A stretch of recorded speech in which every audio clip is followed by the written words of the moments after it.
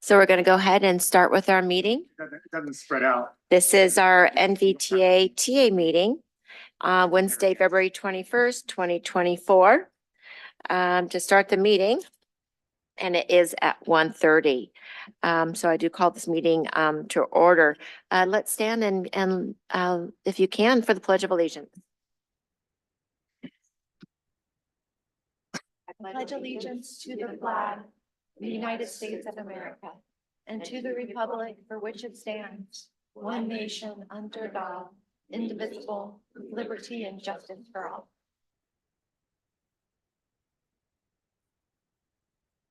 Thank you, everybody. Let's see here. Consideration approval of board member requests for remote participation. I believe everybody's here who's going to be here, and there's nobody here remotely, correct? Thank you. Please go ahead with roll call. Leon Garcia, Here. Mark Joseph, Here. Donald Williams, Present. Liz Alessio, Present. Scott Sedgley, Here. Alfredo Pedrosa, Here. Ryan Gregory, Paul Doring, Here. Anna Shuto, Here. Margie Moeller, Robin McKee-Can, and we have one confirmed absence from Director Eisenberg. We do have a quorum. Thank you very much. And I know that Director Gregory is on his way, and hopefully he'll be here soon. Thank you. Number 5 is adoption of the agenda. Do we have a motion and a second to adopt the agenda? So moved, Garcia. Thank you. We have a motion and a second. All in favor, please say aye. Aye. Any opposition? Okay, we pass that in unanimously. Number 6 is public comment. Are there any members of the public, either here in the chambers or online, who have like to make a public statement for the NVTA-TA meeting? Not seeing any. We'll move on then. Number 7 is chairpersons and board members update. I don't have an update, but do any board members have an update? Okay, not seeing any. Moving on to the executive director update. We don't have an update there. And so we're going to move on to number 9, which is presentations. Melissa, is it Schick or Chic? Thank you. From KNN Public Finance will present item 9.1, and this is bonding to fund public transportation infrastructure projects and programs. Yeah, if I may, Chair Alessio. So we have been working with Melissa and David Leifer, Leifer, right? Leifer. Okay, we didn't think it could be that.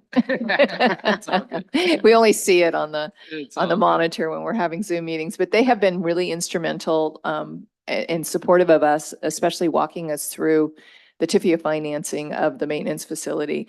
And they have also been working on with us for, I don't know, 3 years now on helping us structure what would be a very effective approach at bonding on a new sales tax. So with that, they'll walk you through Public Finance 101 and bonding. So thank you for being here.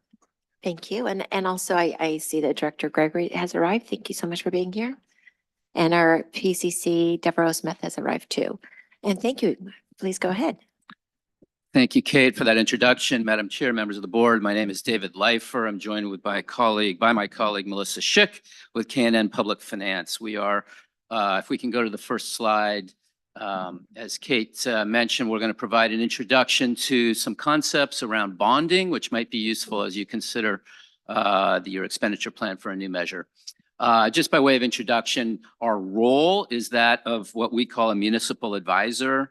As Kate mentioned, we have a history of working with NVTA. We assisted with your TIFIA loan borrowing that financed a portion of your bus maintenance facility, and we're doing a lot of analysis and modeling in connection with proposed new measure. But by way of sort of perspective, we also have a great deal of experience with other self-help county, we call sort of self-help county transportation agencies that have their own sales taxes. We're working with 13 of them now. So we have some perspective on what your peers are doing, which sometimes is helpful. And we also have a long history of serving other agencies here in the county, including the county itself, several school districts, special districts, and cities. So with that background, we're going to talk a little bit about bonding. And if we can go to the next slide, one more slide.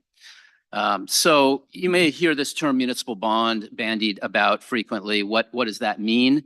Very simply, a bond is just a form of a loan. So a loan, in this case, to a municipality. The purpose of those loans and the purpose for which bonds are issued tends to be for whatever governmental purpose, a governmental purpose, and typically capital, typically some sort of infrastructure or capital improvement, with some exceptions, but that's the primary purpose. And one of the benefits that local governments and municipalities have in the bonding world, at least, is that they can issue tax exempt bonds. And what that means is that the bondholders that are lending you money are not paying income tax on the interest that you're paying them. So you're paying a rate of interest and they don't have to pay income tax on that. And that's a preference. It's a benefit to them. So as a result, they're going to lend money to you at a preferred rate, at a lower rate of interest. So a municipality can borrow, if it meets all the requirements, at a lower rate than, say, a corporation or other private sector entity. And there's various requirements about when you can issue tax exempt and when you can't. One of which we mentioned here is basically you have to have this reasonable expectation that you're going to spend the money that you borrow within a period of time, typically 3 years. So the IRS doesn't want you to just borrow a bunch of money at a low interest rate, stick it in the bank, earn a higher interest rate for 10 years, and you never actually spend the money. And that's one of the rules that applies to a tax exempt bond. And you can stop me at any time if you have questions. I'm sure we'll have time at the end as well. Okay, let's move on then to the next slide. So why do municipalities issue bonds? Well, there are a number of reasons. As I mentioned, they're typically related to infrastructure or capital. That's the purpose.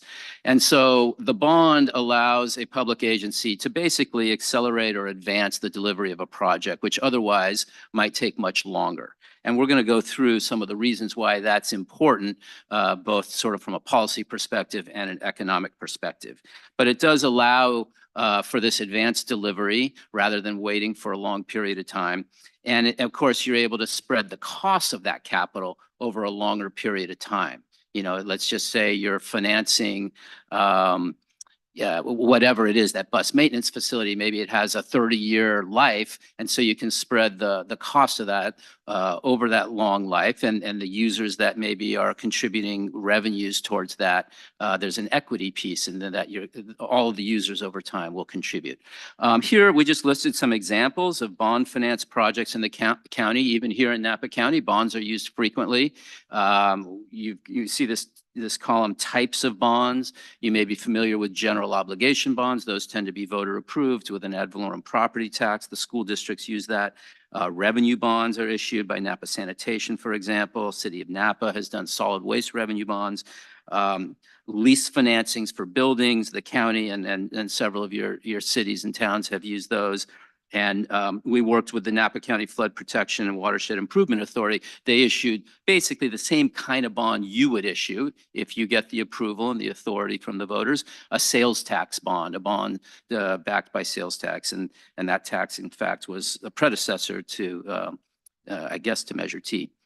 So let's just move on. We've talked a little bit about what a bond is. We've talked briefly about why they're issued. Let's just focus a little bit on transportation now in your sector.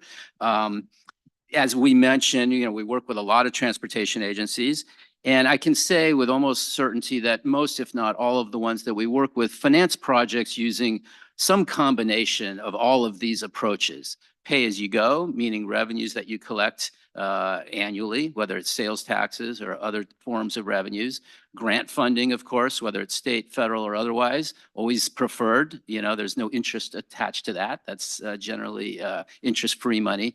And then some form of bonds, again, against that pledged revenue source to securitize the revenue and accelerate the delivery of projects. So it's very common to see all of these used, especially for the regional projects.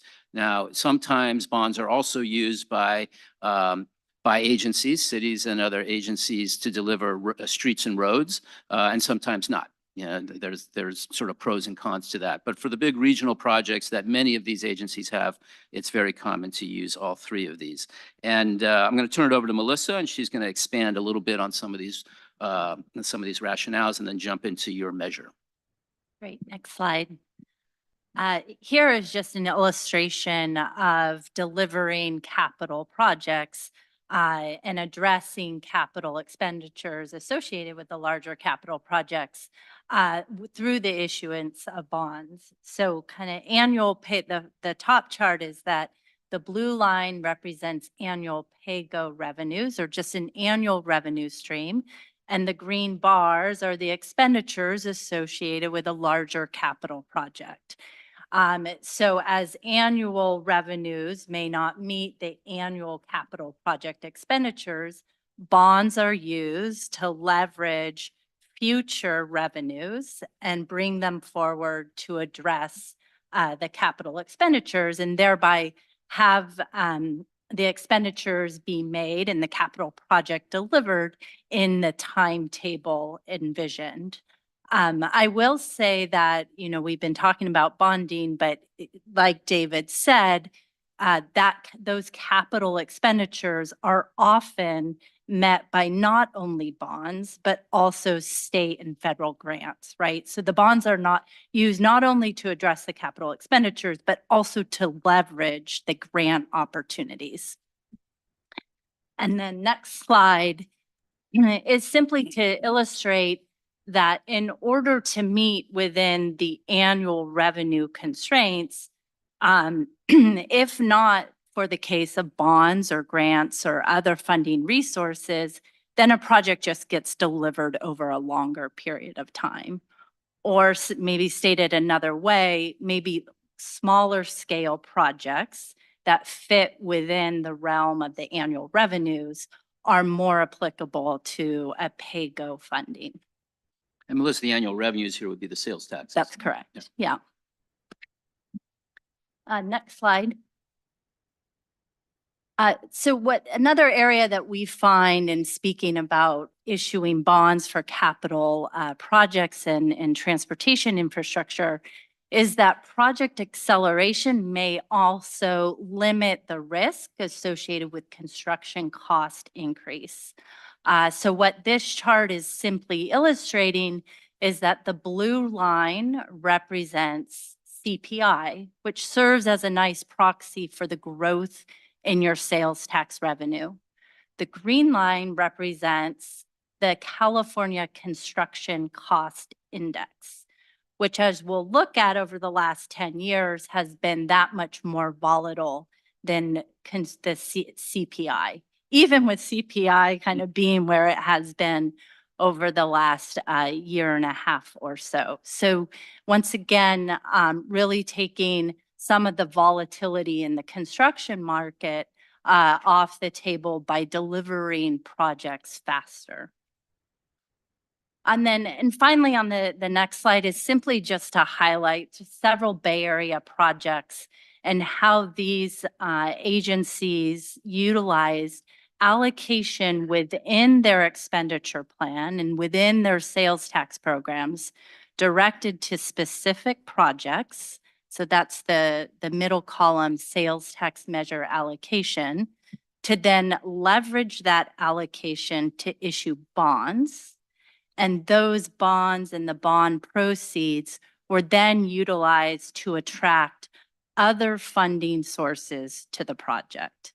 So SCTA, Your Neighbors, is a great example that 40% of their expenditure plan was directed to Highway 101. They chose to issue bonds within that allocation to advance the Highway 1 project. And they also leverage various state grant funding and bond transportation bond funding to also be directed toward the Highway 1 project. So it's a combination of various sources. And they probably use PAYGO as well. Exactly. Yeah. We do the modeling for them and PAYGO is in there as well. Yeah. So that's conceptually, kind of how bonding is looked at by municipalities and transportation agencies. And what we will do on the next couple slides. And we have a question here. Excuse Sure. me. I'm so sorry. We have a question with our Vice Chair. Couple of questions. One is when you were talking about the construction cost index, in the last 2 or 3 years, it's gone crazy compared to CPI, but historically they were kind of matching. And I'm just curious, if you have any insights into why in the last 2 or 3 years, they've kind of decoupled in a bad way. Supply chain. Yeah. That's a guess. I mean, I agree. I think there's different dynamics that we've had over the last 2 or 3 years that have been abnormal relative to the pandemic and the supply chain. And certainly sometimes, we see your construction costs falling below, right? Yeah. That of which of inflation also due to supply and demand. Yeah, I think definitely the supply chain is driving a lot of that, but the other thing that's driving a lot of that is the availability of new state and federal money. Good point. Especially on the highway side, and then now with housing as well. So I'm not sure which index you use, but if it's combined, that's definitely driving it. And I appreciate those comments. The other one is kind of an extra reason for sometimes bonding. Yeah. Particularly in road maintenance. If you fix all of your roads up front, it's a lot cheaper to maintain a newer road than a really bad one. So one other benefit of bonding might be you may actually reduce your overall maintenance costs, ongoing maintenance costs. So Yeah, for Yeah. sure. Yeah, that makes Yeah. perfect sense. Yeah, I mean, we work with a lot of agencies that, and not just self-help county transportation agencies, but just cities and counties. They've just had, that want to do that. They've just had difficulty finding the contractors and their public works support staff, to deliver all that update. But that's of interest. Others agree with that.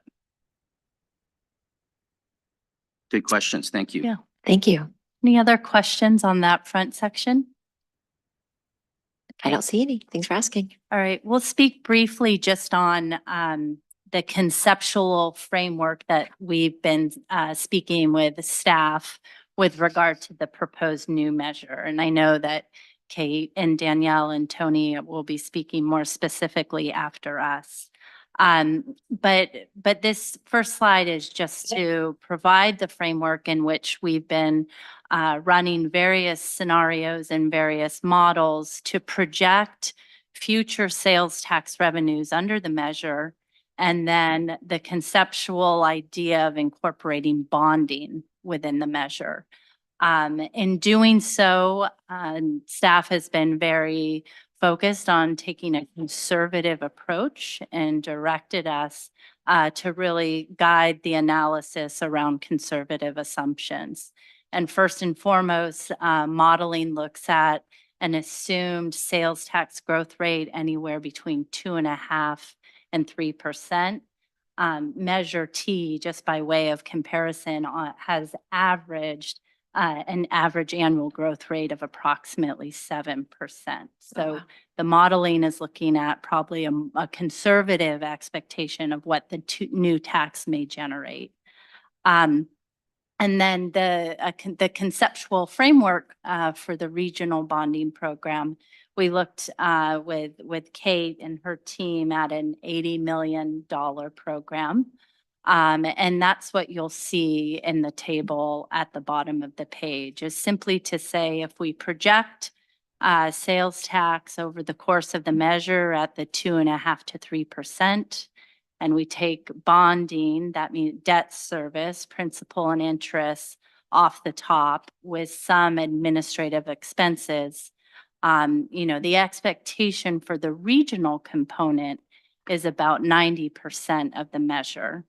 And we'll get to on the next slide is that regional component is not constrained, right? As sales tax grows beyond 2.5% to 3%, the regional program will grow. But debt service would be fixed upon locking in your cost of borrowing. So next slide. This slide is just to illustrate historical tax exempt borrowing rates over the last 10 years. And to emphasize the conservative nature in the bonding assumptions developed for the bonding framework for Measure X. So the average over the last 10 years, the 10-year average rate was just under 2%. And then the 30-year average tax exempt bond rate was just under 3%. In the modeling, we're assuming a 5.5% interest rate. And what that does, it takes the high of the current rate, it adds another 100 basis points. It adds an assumption for credit spread to get us to the 5.5%. Seems conservative. Agreed. If I can slide. jump in, is Sure. it, I know we're looking at a very conservative viewpoint here. Yeah. And as you're going through and I'm seeing the difference in terms of what Measure T has demonstrated and Yeah. these other examples, and then we're receiving information that is it relatively looks maybe in half or very conservative. Is there a way for us also to look at this in terms of what is most likely versus what is most unlikely in this most conservative approach? Maybe go to the Is next that, or slide, that and another, then is we- that Yeah. another, Yeah, I mean, it's a good I'm question. asking you to, on the fly, change something here, but maybe just kind of give us a little bit more perspective too. Yeah. Something Of that gets what- closer. Right. Yeah, thank you. Well, we certainly could run, the model based on today's sales tax growth rate and today's cost of borrowing and see the difference based on the conservative approach. I will say generally with sales tax measures, a conservative approach is taken simply because it sets you all up for success, right? Because you're underestimating in some ways the power of the tax, which will exceed expectations you may have communicated to the voters. But in this slide, what you'll see is that the colored bars on the bottom is just showing annual debt service payments. And the blue line is the projection of the tax, the total tax growing anywhere between 2.5% and 3%. And the green bars are the difference between the two. And so by not taking a conservative approach to the growth of the sales tax, then if we assume 7%, right, the total sales tax revenue line will be that much higher. And the difference between the debt service and that blue line is that much greater. So under the framework of the existing approach, growth in sales tax inures to the benefits of the jurisdiction. As debt service, once a cost of borrowing is locked in, that stays fixed over time. It won't And- change. And I can't emphasize this enough because we can do anything we want with a model, right? The purpose of the model is really to evaluate what your worst case scenario is in this circumstance. I mean, there's obviously other models that we use for other purposes. At MTC, when I was there, the former executive director used to love to do the, winners and losers, and we would back into the right one. So you can manipulate anything you want on this, but we wanted to make sure that everybody was aware of really what would be maybe the worst impacts. And unfortunately, people are making decisions and coming to conclusions about the proposed ordinance based on this model. And I just want to caution everybody to look at it in this light and to understand that staff really thought the approach was a much better one than to make it look like it was all rosy and pink. If I can kind of add to this discussion, that I appreciate staff's use of a conservative approach because that's what I would certainly recommend. But to the extent that we're making some 30-year decisions based on the most conservative scenario, it could even be counterproductive because you might make bad decisions. And so I'm wondering, consistent with what the chairperson was suggesting, to run a couple of models that say, here's the 2.5% to 3%, very conservative. Here's the rosier one of 7% based on historical, and then literally split the difference, something at 5%. And then apply that same $80 million debt service, which is a fixed cost, so that everyone can see that here's the most conservative and here's how it impacts me locally. Yeah. Here's two other scenarios that are maybe not as likely, but certainly probably a better than 50-50 shot. And maybe we could discover that, you know, in a optimal rate, let's say, that everybody's going to make out, you know, reasonably close to where they're at now, with the additional benefit that we get $80 million of regional road maintenance and projects that are desperately needed. So I think in that scenario, looking at running the model a couple of times, even and letting the borrowing rate stay the same, because who knows what's going to happen there. But on the revenue side, I think it might be very instructive if we had those numbers. So we can do that. And I think the one other thing that I would just point out here, and we're going to walk you through our presentation on this, is that everybody is already whole at the end of the 30 years. It really depends on how each jurisdiction decides to use its money. So we can run those models. Also, I would just say that we're running out of time and we don't have a couple of months to do this. We have to go to every jurisdiction, get their feedback, their buy-in, and then go back here, ask for your approval again to adopt the ordinance, and then go to the county to add it to the ballot. So there's some timing considerations. I think we could direct KNN to provide that information and to send it to you, but I don't think it should, you know, your decision today should hinge on mocking up the model. Thank you. Yeah, I was just gonna draw your attention real quickly, and then we'll turn it over to staff. Back on page 11, just to put a dollar number on the assumption. Yeah, one more. Other Page direction. 11, yeah. Just at the bottom, we have this little table, and this, the output from the model shows that at this, we all consider to be very conservative assumption of 2.5%. You know, we're generating, you know, almost $1.3 billion in revenue, and take off a little bit for admin and for this regional program, that's still over $1.1 billion that is allocated for local streets and roads. And then, sure, if we run the 5% scenario, that number just goes up because the bond number stays fixed, or 7%. You'll have to decide when you go out to the voters what to tell them. I agree with staff and Melissa's comment. It's nice to under promise and over deliver, but you also want to see the full potential, obviously. So I just wanted to draw your attention to that. And then we also, just for information in the appendix, we have some slides on page 18, 19, and 20. Just a summary of literally 27 sales tax measures around the state, other jurisdictional sales tax measures, and the allocations. They all have some allocation for regional. They all have authority for bonding. It's very, you know, I would say it's very common, and the information's there if you're interested. All right, is that your presentation? Are we finished? Yeah. Okay, Yeah. then I'd like Thank to you. see if there's any questions, and then we'll ask for public comment. I mean, if we want to do that. Any questions by our directors? Oh, okay, yes, Director Sedgley. There it is. A lot of talk of bonding and the benefits of bonding.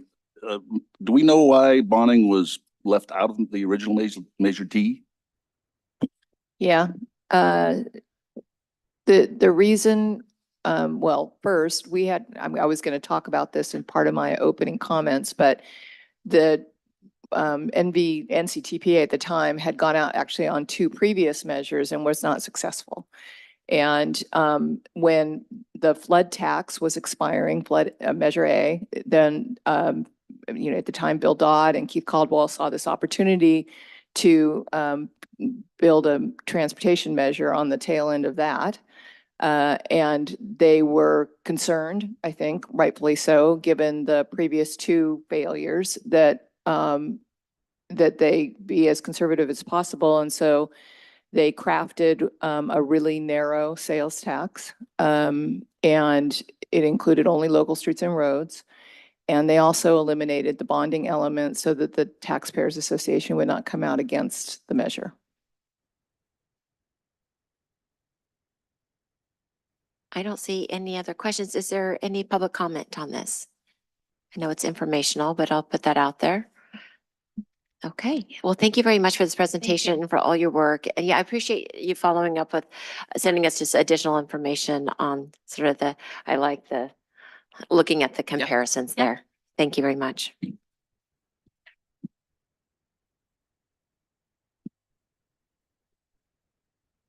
Okay, so going on to 10, which is our consent agenda items. We just have one, and that's 10.1, which is the meeting minutes from January 17th.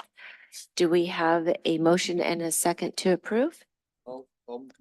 Okay, we have a motion by Vice Chair Joseph, a second by Vice Edgley. All in favor, please say aye. Aye. Any nays? No nays. Okay. Oh, yes. Yes, go ahead and put your mic on, Devereaux. Do you Hit see? the And then you can move plus the thing. mic down. There you go. Thank you for your patience while I learn the system. Is the issue of medical verification for paratransit on the consent calendar? Not I on, felt like it was, and I might have missed something. oh, I think it's on the next one because we have two. Okay, that's- still learning, still learning. Yeah. Thank you. Thanks. Thank you for asking. We always appreciate the questions. Okay, so I have a motion and a second. All in favor, please say aye. Aye. Any opposition? No? Okay, that was unanimous. Thank you very much. So moving on to number 11, which is our regular items. This is 11.1. That's what we've been waiting for.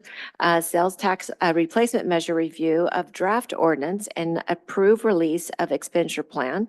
And it looks like Danielle and Tony are going to be presenting this. Yeah, I'm going to kick this off. And Carol. So I'm going to probably repeat some of the things I said earlier, but bear with me. I think some of the thoughts and concerns are well stated in my statement here. So just a little bit of history. If approved by the jurisdictions, the proposed measure will be placed on the ballot for voter consideration in November. This will be the fourth attempt at passing a transportation measure by the agency in its history. The first two attempts failed, as I pointed out earlier, and I don't know the details of what was on those. I know that they had highway programs, but it was a mixed modal sales tax measures, and they did not pass, but largely because it was a new sales tax at the time. The third attempt was Measure T, and it did pass with 73% of the vote. Which is a huge margin, especially during the period. I think we were the only county in the state that passed a sales tax in that election. We had the advantage of using the back end of Measure A. And we also, at the time, I wasn't here during the structuring of that sales tax. I was here when it passed. But we had a very narrow vision of what to put in it. And we had agreement by a lot of the opponents on certain aspects, including the bonding. So now that the measure is in place, we have a new opportunity to develop an ordinance that works much better for all of us, the region and the jurisdiction. The newly proposed ordinance supports voter interests that emerged from the first two polls that we completed, which is improving roads and reducing traffic congestion. They polled about the same. And to do a lot more projects with the same half-cent sales tax by including the ability to bond. Just a word on regionalism. NVTA is a regional agency. And in that capacity, we are collectively tasked with balancing the interests of all jurisdictions and the countywide transportation needs in response to community demands. Working together, we stand to get a lot more done. And this ordinance was crafted by staff with that in mind. Staff recognizes the enormously underfunded need of our local streets and roads program, but we are also aware of the daunting costs of highway improvements and the diminishing value of our pay-go highway funds that trickle in at a rate of $3 to $4 million a year. It took the agency over 20 years to develop and fund Hoskel Junction. I'm sure that members of our community do not want to wait another 20 to 40 years for each congestion point in the highway to be improved. And Caltrans is not going to help. Caltrans stopped funding congestion relief projects on its highways over 20 years ago. The funds proposed in the Regional Highway Capital Program will both serve as seed money to leverage federal and state grants and reduce Caltrans costs from almost 50% to a maximum of 10% overhead. Staff recognizes that there are trade-offs in the proposed ordinance, and we have done our best to ameliorate concerns. At the end of the day, the ordinance in its current state would keep all jurisdictions whole because the proposal is a 30-year measure, and jurisdictions would have the opportunity to bring those funds forward to both reduce overall costs of improvements and balance the debt service on the regional highway program. Nevertheless, staff has developed a second alternative for consideration that reduces the highway capital program a lot and related debt service, which will be discussed as part of today's presentation. A little note on timing. Staff first brought this to the board in 2020 and have been working on refinements with the city, town, and county staff and the board extensively for the last 9 months. Near-term board action, which we are hoping will happen today, is necessary in order to meet the deadlines for putting the ordinance on the ballot in November. And with that, I'm going to hand the baton to Danielle and Tony, who will walk you through some of the changes that were made since the January board meeting. Thank you. Good afternoon, Danielle Schmitz, Director of Capital Development and Planning, and I'm joined by my colleague Tony Antonio Honorado, our Finance Director. And so I'm going to cover a recap of kind of what's happened since January and then turn it over to Tony to review the bonding and revenues generated by the measure. And then Kate's going to lead the board in a discussion on the two alternatives that she mentioned in her opening. So next slide, please. NVTA staff has been working over the last 9 months with local jurisdictions to refine a sales tax measure to replace Measure T. And this is because despite Measure T coming in dribs and drabs on a quarterly basis to all the jurisdictions, pavements are declining. And, we felt as staff working with the local jurisdictions that there was a better way to do the measure that incorporates being able to make a significant impact on pavement conditions, as well as fund some of the regional program. Next slide. If approved in November, the new measure would allow for debt issuance, resulting in bringing dollars forward to infuse more money in local infrastructure quicker, which increases purchasing power, as Kate mentioned, and as Vice Chair Joseph mentioned before, once you tackle your deferred maintenance need and bring a street up to fair or good condition, it is a lot cheaper to maintain the street over the life of the useful life of the street than it is to do a full reclamation. And so that is what we see as kind of the solution to our declining and horrible pavement condition, as well as to make some significant impacts on the highway program. This is a model image of Highway 29 through American Canyon as proposed in our American Canyon Corridor project that is moving into the environmental phase currently. Next slide. The proposed measure would index the local streets and roads formula to a return to source and lane mile hybrid that would be updated every 5 years. So it would be dynamic and indexed to actual revenues produced by the local jurisdictions, and no jurisdiction will receive less than 3% of local streets and roads fund. The maintenance of effort will be dynamic. It's a requirement of the current measure that each jurisdiction has to maintain a maintenance of effort requirement that's indexed to years 2007 through 2010. This would be indexed to the most recent audited year for each jurisdiction. And then the other large change that we're making in the ordinance would be that the equivalent fund requirement would also include Class 4, which is an on-street protected bike lane, as shown in this picture on the PowerPoint slide, and maintenance of Class 1 and Class 4 facilities would also count towards equivalent funds. Next slide, please. At the January board meeting, members expressed interest for greater flexibility within their local streets and roads funding.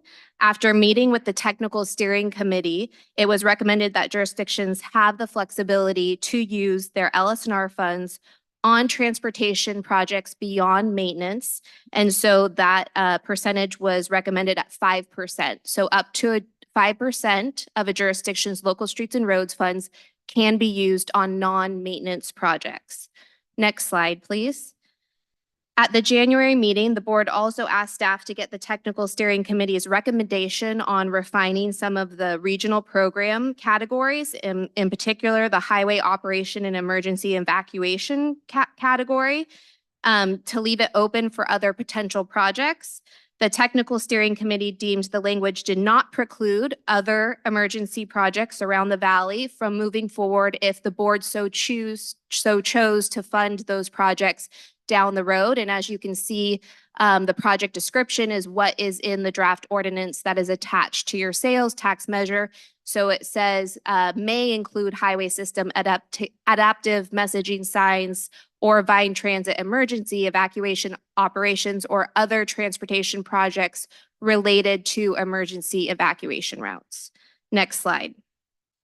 At the January meeting, the board directed staff to review the capital program and debt service options for the expenditure plan and refine the expenditure plan. This was largely based on some trepidation from the city of Napa on how it was going to impact its annual Public Works Department revenue fund source. Staff is recommending that the $80 million regional program remain, but does have an alternative that Director Miller will present later on in this board presentation.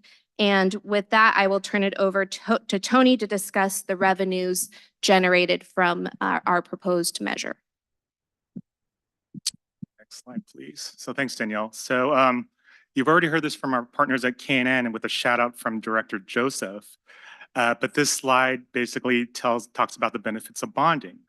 So I'm going to just reiterate some of the advantages. So the purpose of bonding is to advance the funding, advance the money forward, so we can economize project delivery and optimize NVTA's purchasing power for projects. Right now, especially with the smaller jurisdictions, the funds are trickling in, and they tend to be banked, and the growth of that money being banked is much less than the growth in the cost of construction. So if we could advance the financing and get the project shovel ready, then the agency can better compete, get those projects completed, and also compete for competitive funds. A perfect example, as the executive director mentioned a short time ago, is Sausco Junction. We advanced our State Transportation Improvement Program Plan funds, or STIP funds.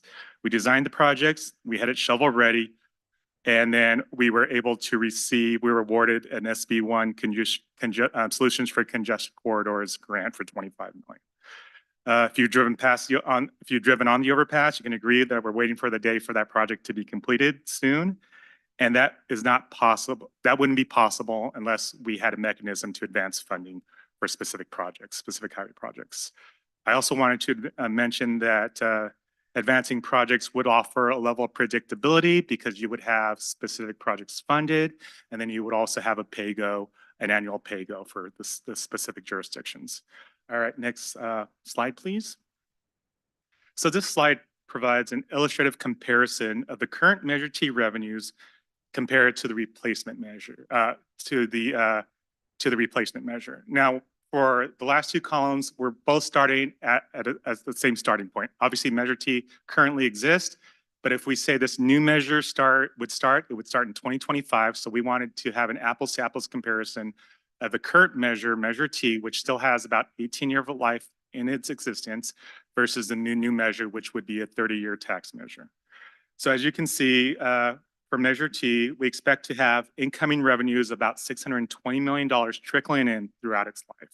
And I say trickle in, as you all know, we get the funding on a pay-go on a quarterly basis, and it does trickle in. The new measure offers considerably more for each jurisdiction, makes them whole, yet still provides an additional $135 million for regional projects and administration costs. Jurisdictions have the ability to advance the funding, to bring the money forward, as we have mentioned several times already, to jumpstart projects that have been on the drawing board for years. Have project completed as a singular project rather than phasing it over the course of several years, and the jurisdictions can increase their purchasing power. As we have seen with Measure T, the PAYGO model, the current PAYGO model, it's barely moved the needle in terms of the pavement condition index. And the PCI scores are slowly deteriorating. Next slide, please.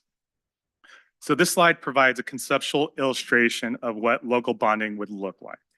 In the previous slide, we saw the comparison between Measure T and a new measure.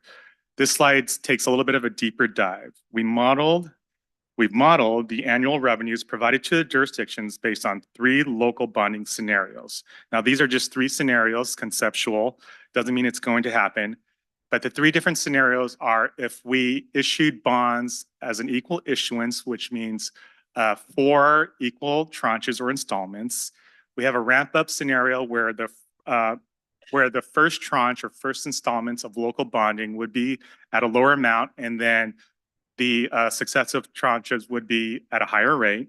And then we would have a ramp down scenario where we would have shovel-ready projects at a higher level in the first tranche that we can deliver.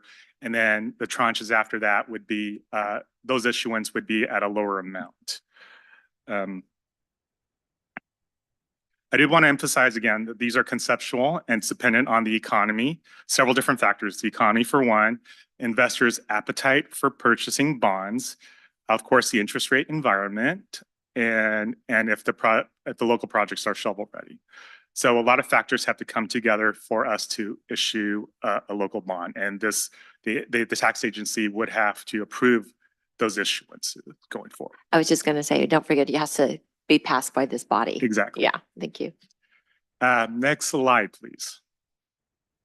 So at the end of the day, the objective is for this is to increase the pavement condition score. It's a PCIs. So currently the Measure T spigot is barely dripping. The PAYGO model can't keep up with deferred maintenance, and the result is pavement condition scores are still deteriorating. So bonding will result in meaningful changes to the county's PCI scores, not just the county, but all the jurisdictions when I say the county, and it'll provide a much needed jolt for these efforts. I will say the PCI scores you see, except for the city of Napa, assumes that all the new revenues are invested into local streets and roads. Except for the city of Napa, they have more of a robust complete streets category, and for that they've asked us to discount the incoming revenues by 25%. So the results of discounting the incoming revenues by 25% doesn't include bonding, but that's what their pavement condition scores would look like. As you can see, all the jurisdictions will have a meaningful dent in their PCI averages.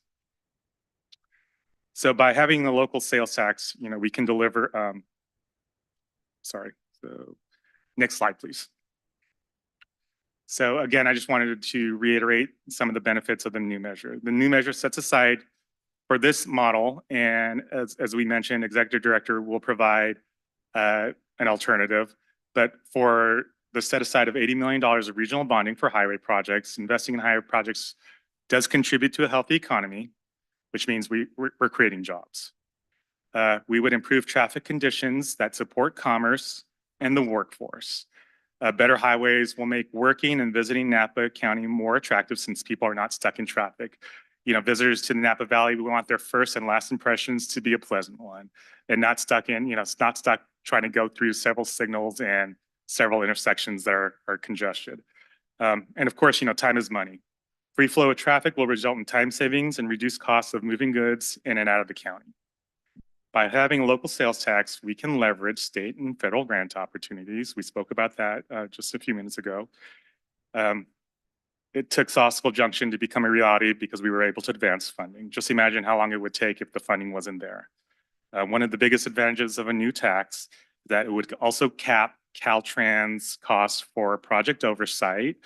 I won't mention the number, but because you can see it's pretty atrocious, but it would limit the Caltrans cost at 10% if this new measure were to pass.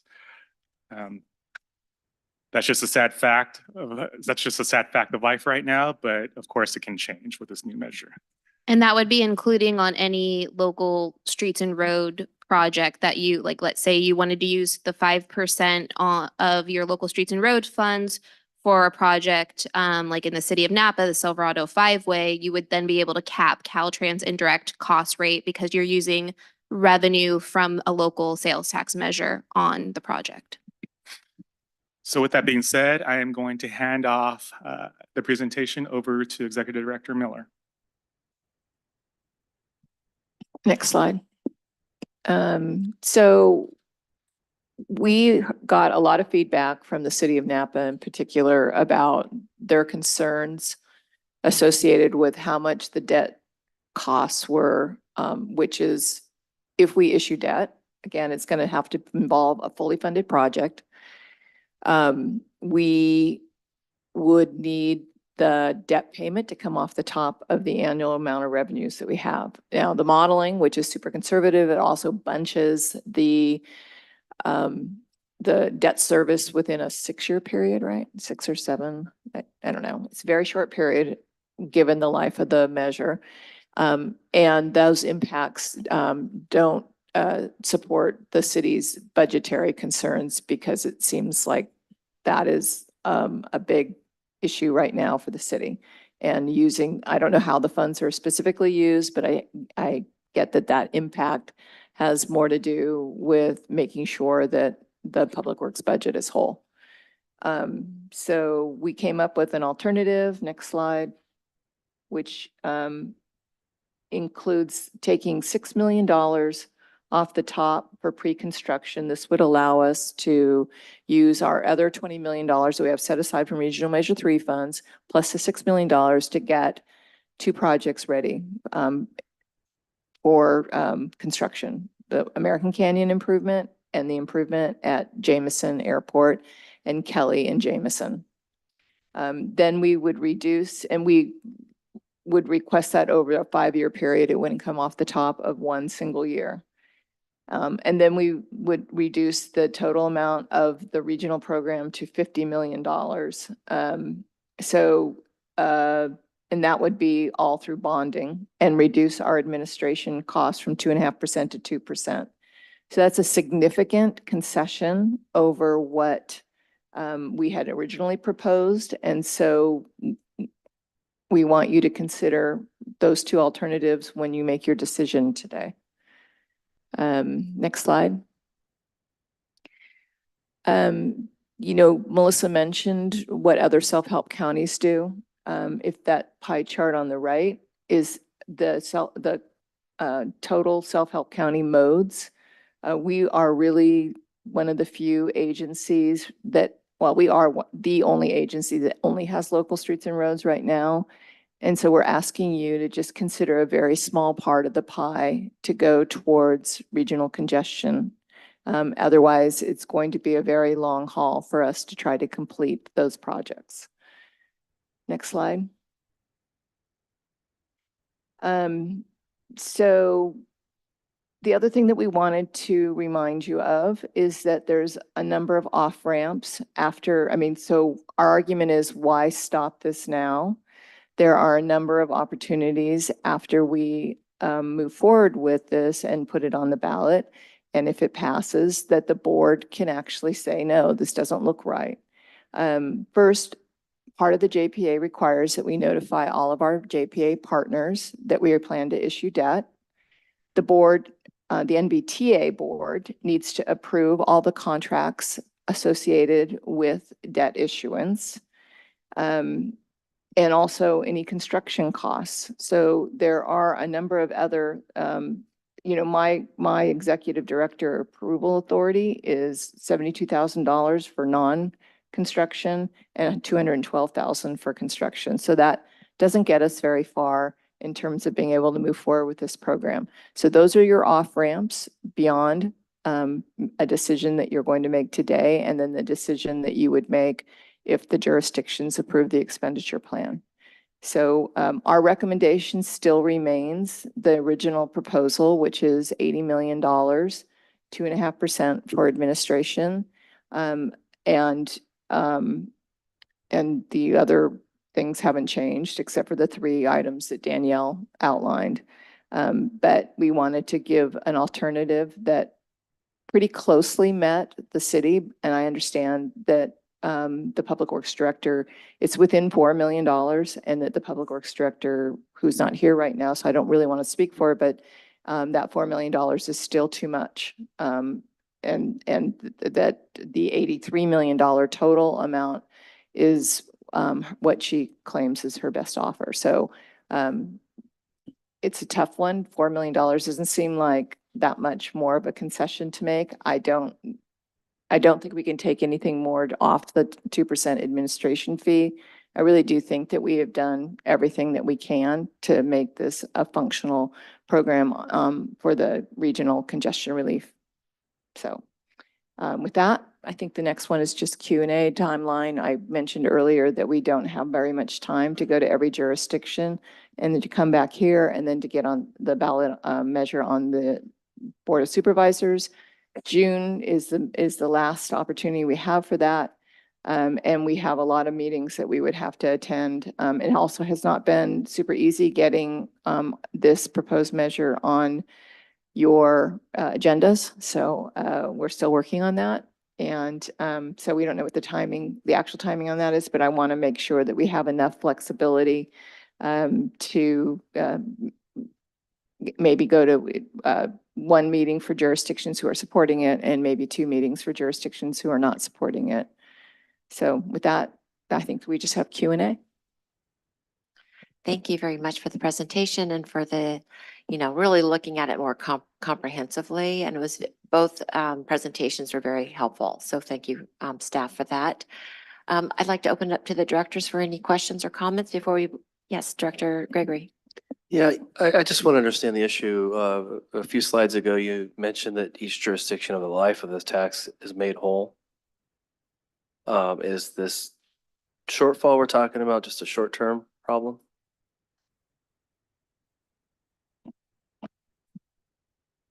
Thank you, sorry. When I said that, it's because, there's going to be an annual takedown associated with debt on the regional projects and any debt that the jurisdiction issues. But you can bring the money forward, and that's what I meant by being whole, that you can bring enough money forward to deliver the projects that you want to deliver. They're less expensive now. Your maintenance costs should go down. The cost of your project should be much cheaper. And jurisdictions also have the option to do pay-go. The pay-go we know is not working, and the pay-go would be painful because the amount of money that you get is less the debt payment on regional projects. So the city staff have indicated that they would not issue debt. And so that is an ongoing challenge. I don't know why that is. We know that there's a number of projects that are probably significant enough to bring forward. But it's just, I don't want to speak for the Public Works Director, but that's the information she's provided. And I'd like to go ahead and speak on that too. And my understanding, the Public Works concern is, she and the staff, city manager have been looking at it through that very conservative modeling, which is why I was also asking for a little bit more flexibility and what would be most likely, not just the conservative, because we do need to get it, we need to all feel comfortable with it. And then we need to get enough voters to feel comfortable with it for it to pass. And, and so there's this level of equity and working together that I think our executive director and Danielle and Tony, they've been working on this for a long time to get us to this place. I also did hear our Public Works Director say there are some projects that could benefit from bonding, but there's also the future payments that the city needs to make sure that they can allocate, that they can manage. And though our scores, our pavement scores look pretty good compared to everybody else, I can tell you that's not what the residents feel. The residents in the city of Napa are very frustrated with our pavement. And of course, this weather and is not making it any easier as potholes continue to show up through these big rains. So I just want to give a little bit more perspective and balance from the city's point of view as I understand it. So to add to that, but I also want to say on that, I really do see huge benefits for us to move forward and support the extension of Measure T. Working together, I do think that we can make big progress on the congestions that we know that impact all of us. Our quality of life, whether we're trying to go to the hospital, the airport, just get in and out of this valley. The workforce that comes in and leaves every day of 36,000 trying to come in to support our economy and our tourism and hospitality and agriculture and viticulture, to the 30,000 have to leave every day that call this, where the residence is here. So I see and thank again staff for going out and trying to find and working with all the local jurisdictions to find a path forward. Because I do think this is a very important opportunity for us to support. So on that, I'm going to let my comments aside, and I see that we have Director Mueller with your light on. Would you like to make a comment? Yes, I think I have a question. It's a kind of small detail. I think Tony had it on his slide.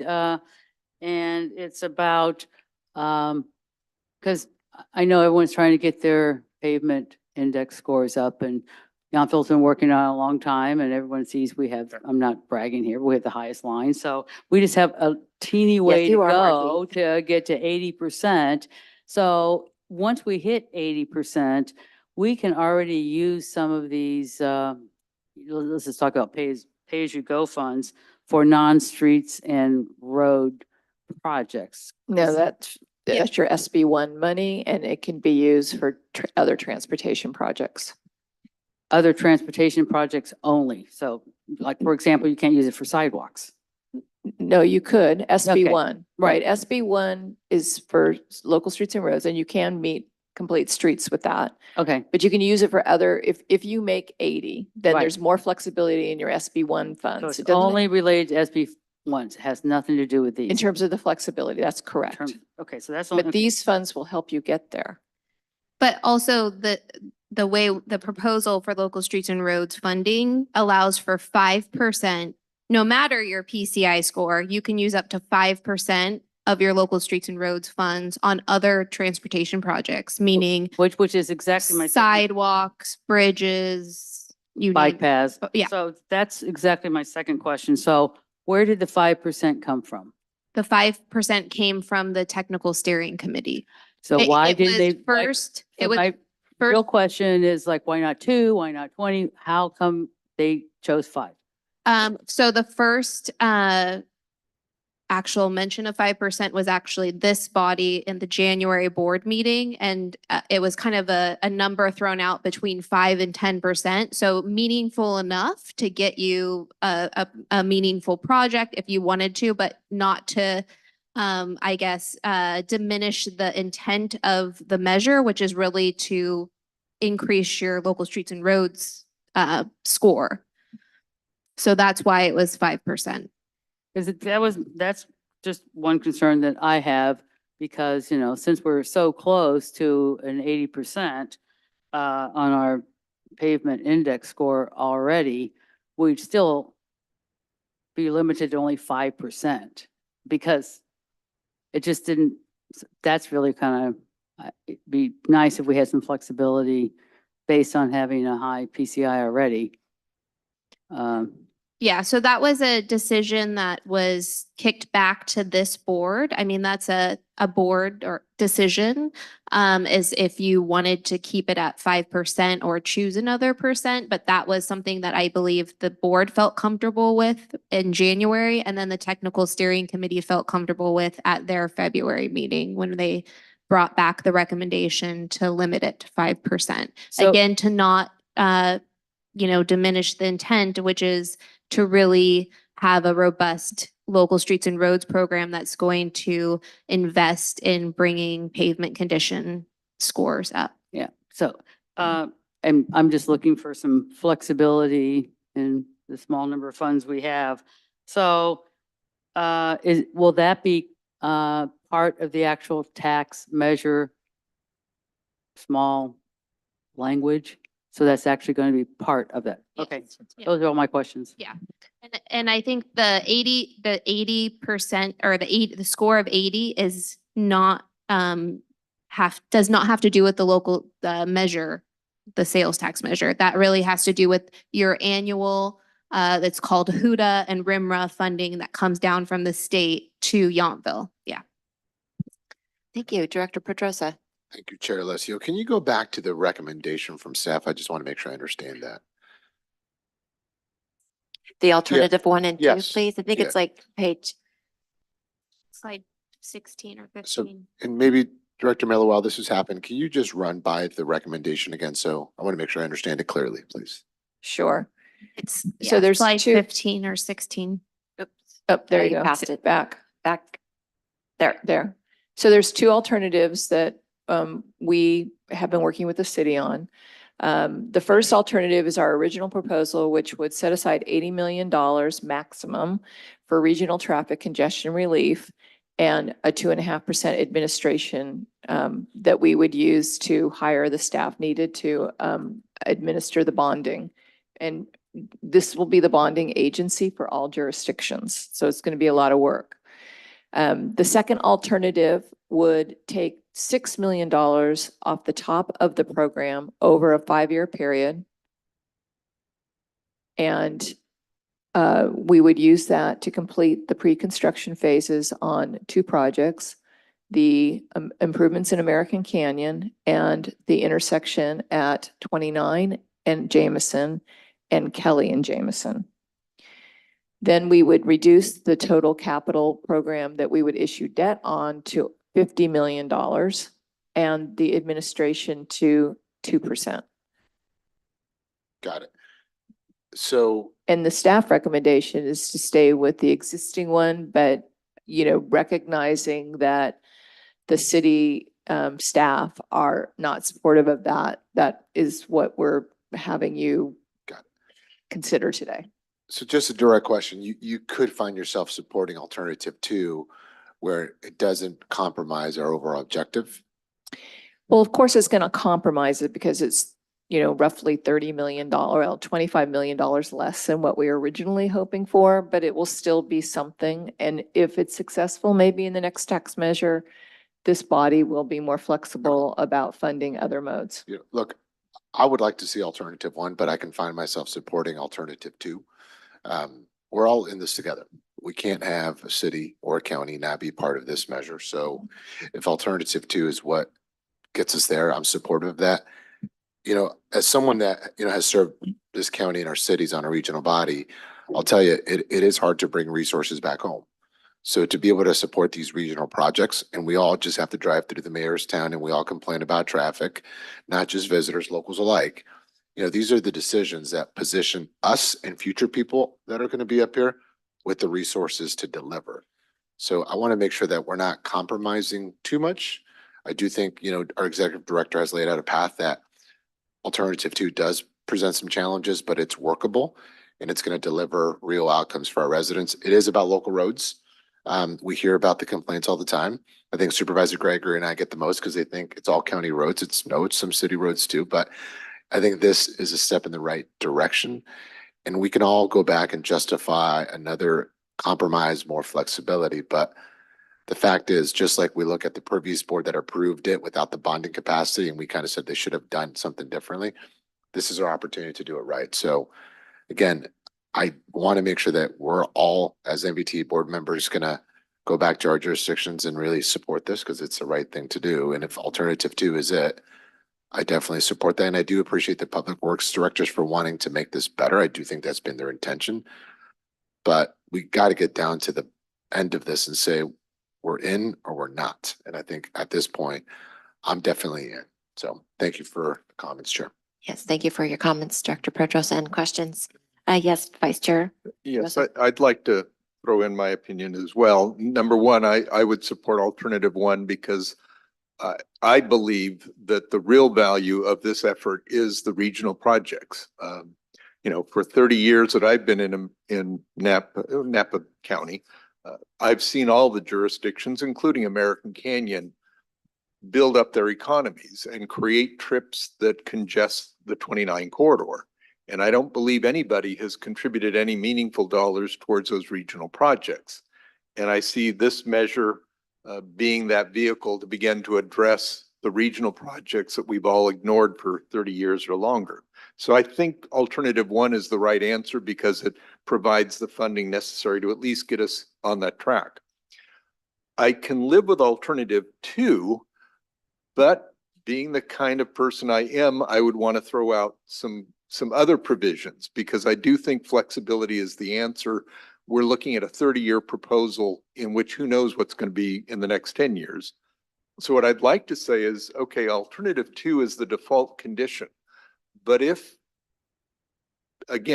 we look at revenue projections at a more realistic level, 5%, for example, instead of 2.5%, I suspect we'll see a revenue stream comparable or greater than what we're doing now. So the idea is this is the default, but if a majority of the NVTA board or some supermajority feels comfortable bumping that 50 million up to the original 80, they could take that action subject to public hearings and so forth. It doesn't change any, the voters aren't going to pay any more. So it's more like the ability to internally adjust the numbers. And that, again, that may come across as complicated or convoluted, but that's an alternative. The other point relates. If I can just interrupt real quick, because I see our attorney. I want to make sure that that option is actually something that we can consider. Is that a viable legal option, or does the measure restrict us not having a provision embedded? I think at that point, you'd have to go back to each jurisdiction to get the expenditure plan revised. So it wouldn't be an issue of the NVTA board, it'd be getting the expenditure plan adjusted by each member jurisdiction. Okay, but it wouldn't have to go back to the voters. It would pass. It would just be, Right. Well, extra yeah, no. steps and layers to be able to have that provision passed through each individual jurisdiction. Or are you saying that you couldn't include language like this regardless of whether you also had to get each jurisdiction's buy-in? Right, because the expenditure plan is what's essentially adopted by the jurisdictions, right? So you couldn't defer that decision to this body, right? Is what I'm saying. Well, maybe the idea is to say that we have the authority up to 80 million, but it'll be implemented in the following manner. Alternative two, and then if, and any adjustment would require some kind of additional vote. That way we're guaranteeing alternative two, but if circumstances improve, if the revenue stream is greater than we expected, it would be nice to spend more money on those regional projects. So the question is, how do we craft something that can be past legal muster? So the suggestion is having the alternative built into the expenditure plan. Exactly. And it'd have triggers essentially is what you're saying, by like if revenues come in at X, alternative one is what we go with. If they come in at Y, and conceivably it could require each jurisdiction approving it. So if Napa City wasn't comfortable, they wouldn't approve it. It goes nowhere. I admit we're doing the two things you're not supposed to do, negotiate at the dais and get more clever than necessary. Director Joseph, I'd be really concerned about how that would look on the ballot, that you're going to vote for X, Y, and Z, but we can change that. That becomes, I think, more of a political opinion issue. Well, sounds that's probably great. True. Yeah. Okay. There's one other piece though, in response to Director Muller's comments. Yeah. That when we talk about that 5%, it seems to me that if we had included a provision that says if your PCI score exceeds 80%, just like with SB1, then maybe that 5% could be 10 or some other number. It's at this point, only Yountville is going to be able to take advantage of that, but at least they can take advantage of it. So that one may not be as complicated as my first one. So I'd like to just throw that out. And we'll leave it with that. Okay, and I'd like to go to Director Gregory. He's been waiting patiently, and then we'll go to the next. Thank you. I do want to support our staff and what they said earlier, that time is running out. And a good plan today is better than a perfect plan a couple years from now. A question, did we poll our residents' thoughts on congestion versus conditions of local streets? Yeah, the congestions in the valley overall was, I think, like 1 or 2% lower than the local streets and road condition. And for the city of Napa, it was maybe 1% lower than that. So very small, not meaningful in terms of the difference. So it's important, both congestion relief and maintenance of the roads are equally important, and that's how we're perceiving it. We're going to poll again, providing that today this board supports moving forward. And I think your other question, oh, I don't know, I can't remember. I had a lot of thoughts when Director Joseph was talking. So I'll just leave it at that. And I'll just say, I think this is our chance to seed these projects such that we might see them in our lifetime. I'm not talking about Director Pedroza. He'll probably see more than the rest of us, but as the young guy, but this is our chance to put something in place that will see some of these projects through in our lifetime. Think about before South School Junction, I think the biggest project was in the late 70s, the Butler Bridge, right? And that's 50 years of growth. Jameson Canyon, but that was a Jameson- 2-county effort. And, Sure. The effort that Solano County made on getting the funding for that project, we didn't spend that much money on it. I think we spent $15 million on it from our STIP funds, Sure. 15, 20 million, something like that. Just want us to realize the opportunity before us and not compromise too much. Thank you. Thank you for that. Director Williams? So I'm also picking up on Director Muller's question about that 5% limitation or restriction on expenditures that are more discretionary. And so what's the rationale or the basis of that 5% restriction in the first place? Because I also think that if Yountville doesn't want to spend it there, they may want to have, other and better ideas in its own locale, to do that. So is that 5% an important number for all of us, or cannot it be flexible for us? So this body, and I think it was maybe St. Helena and American Canyon representatives that really wanted that flexibility. And, I think staff, if we had our way, we would say, commit it for the most part, like the town of Yountville is pretty golden with their score, but the rest of the jurisdictions are not. And it would not, I think, I would probably discourage the jurisdictions from using that 5% until their pavement is in good order and their score goes up. Our scores are not good. The only score that's good in the valley is Yountville. But is it important that all jurisdictions agree that the score should be, as high as possible? Supposing a jurisdiction prefers to, allocate its funds in another direction related to transportation rather than the pavement index, that. Yeah, I think that this body has never been very prescriptive structuring the funding that jurisdictions get. So I think that flexibility served the purpose of the folks that asked for it, and also minimize the concerns that other jurisdictions have about where their pavement condition is. So that's why it was just 5%, and the 10% was a 30-second conversation we had with the steering committee, and they were pretty committed to, yeah, we could maybe provide some flexibility, but don't go more than 5%. And that's your staff right? Yeah, that was generated from all the public works staff to come together, and they requested that as a point of flexibility. Thank you. Thank you. And then Director Garcia, and then Director Shuto. Yes, thank you. The alternative too has a lot of complexity to it. I was just going back to as Executive Director Miller mentioned earlier,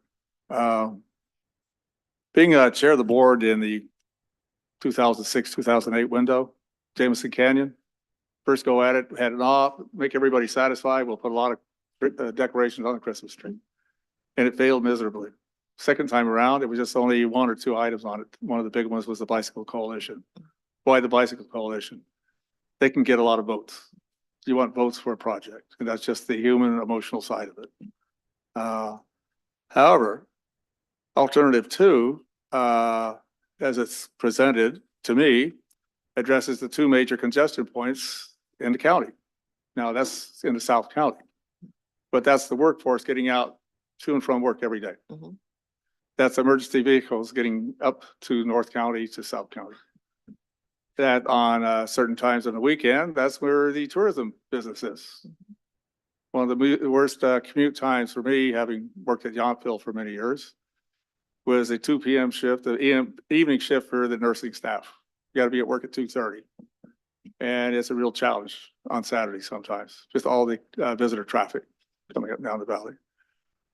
I don't know that I would like to focus more on the bigger projects, because that affects all of us. That's my view of it. From American Canyon to Calistoga. Not so much, I guess, the further north you get with congestion, but economically with the amount of people who will come up and down. I know there has been a challenge with employment in the hospitality industry because of, one, housing and commute time. So that is something to consider. I don't know how it's spelled out in alternative 1. How do we address the issues that we need to move forward, in my view, in terms of congestion relief? I think as proposed, certainly South School 29 is going to have an impact in a very positive way. But the other one is now at the airport. I don't know how many of you have the option of going, well, coming see, I'm doing a meeting in Novato. I come back on 37. It's pretty horrible it's an hour and 20 minutes to get from Novato to Vallejo on a 21-mile stretch of road. The alternative is now 121, 12, 29 to 12 east to Fairfield, Vacaville. Why? Housing's more affordable there. And you can just see it if you're coming south. If you're gonna go south from South School 29, stay in the right lane, because the left lane's getting piled up with people. That Q lane going left on 12 is not big enough for all the traffic that's backed up there. And that impacts workforce. That's workforce traveling to and from. So I'm inclined to go with alternative 2. Because I think for me, alternative 1 doesn't address how we're going to do these regional traffic congestion issues. Thank So just to recap, so you do prefer alternative 2 because you said alternative 1 doesn't address the regional issues, or did I get that turned around? I'm needing more information on alternative 1. How's it going to address regional traffic? Okay, The big issues, as I mentioned. okay. You're I gonna- think you're gonna alternative have 1 just allows Martinez- more money for regional. Pardon? I think alternative 1 just provides more funding Yeah. to address more regional congestion issues. So, Doesn't identify what. oh, it doesn't identify Yeah, which ones. yeah. Staff want to talk about that, and then I'm going to bring it to, or respond to that question, and I'll bring it to The- Dr. Shuto. Yeah, if you go back to slide, I don't remember. I don't know if we have it on here, but it's actually in your expenditure plan, which is the regional program hasn't changed between alternative 1 and 2. So the projects are the same. The 4 project categories are the same. So it's airport, SR 29 at Jamison Canyon. It's the Carneros intersection. It's the SR 29 through American Canyon corridor, and it's the highway operations and emergency evacuation. We don't assign a dollar amount to any of those projects within the regional program.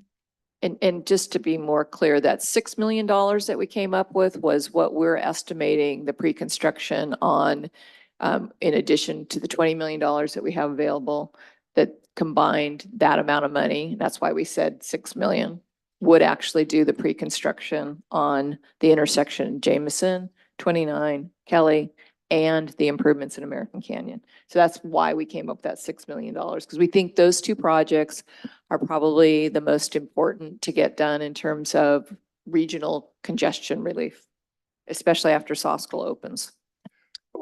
Thank you. I would just say that from a voter perspective, my instincts tell me, what are you going to spend this money on? I'm trying to drive this street every day. It's horrible. The highway's congested. When are you going to fix it? Where's the money coming from for that? That's going to be a voter perspective in my view.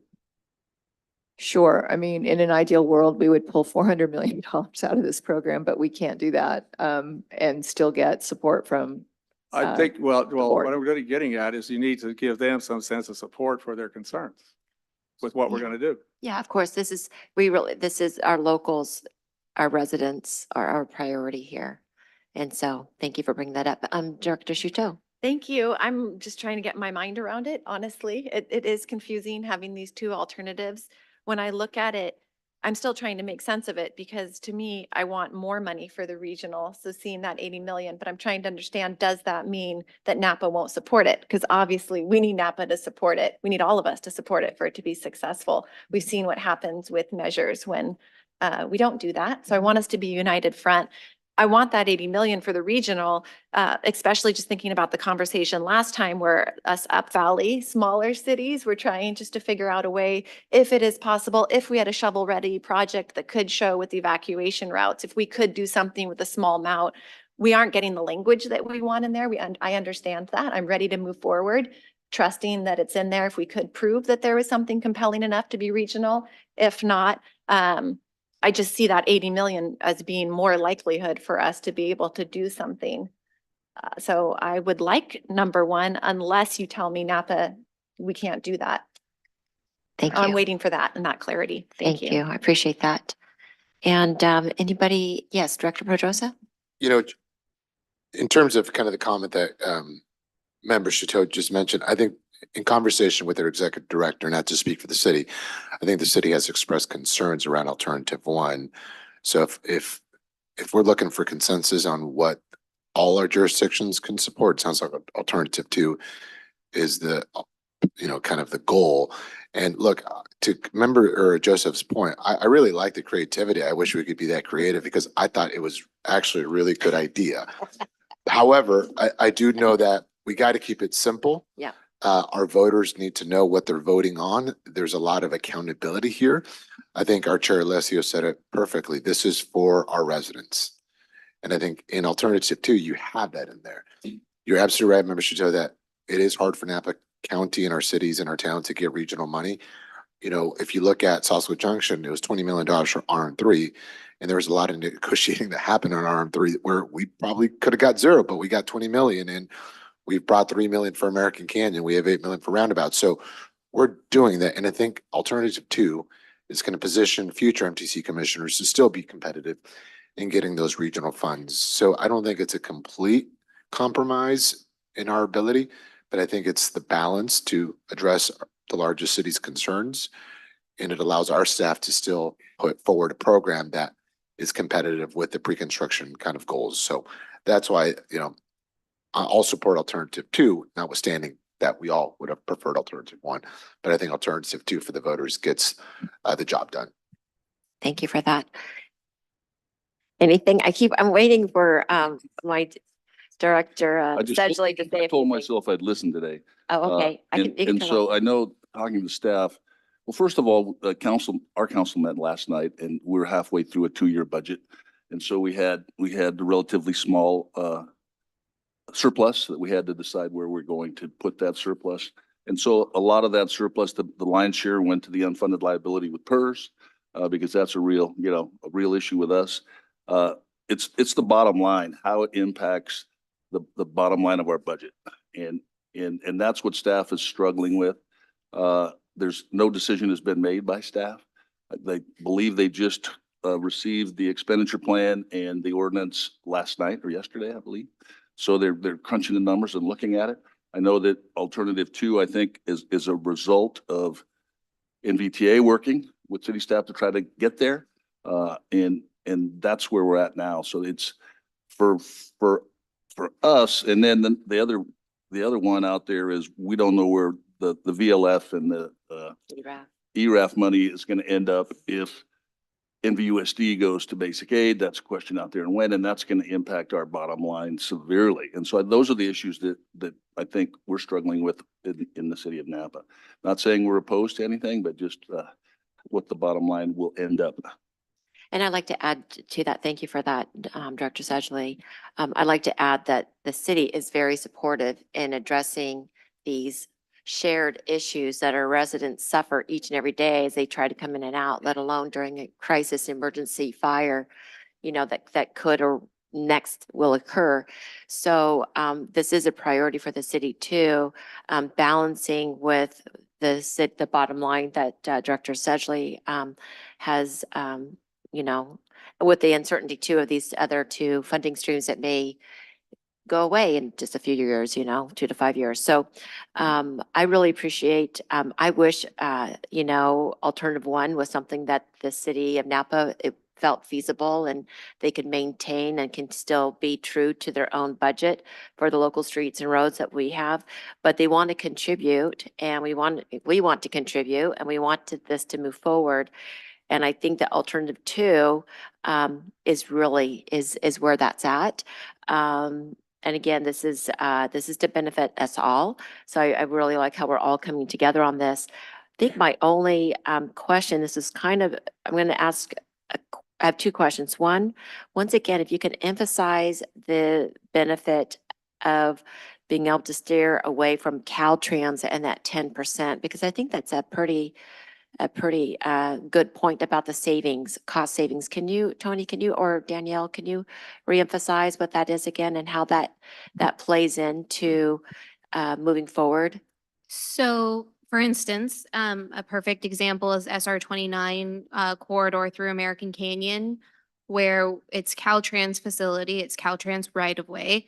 And so they have to review all of our reports, our studies, our traffic analysis, environmental documents. And to do that, they're charging us about $500,000 just to review it. And as Kate has mentioned before, the indirect cost rate that they charge us is between 40 and 50%. And so this, if you use local sales tax money on a project that has Caltrans oversight, their indirect cost rate is limited to 10%. So it's dollars that you're going to save in your pre-construction and construction costs.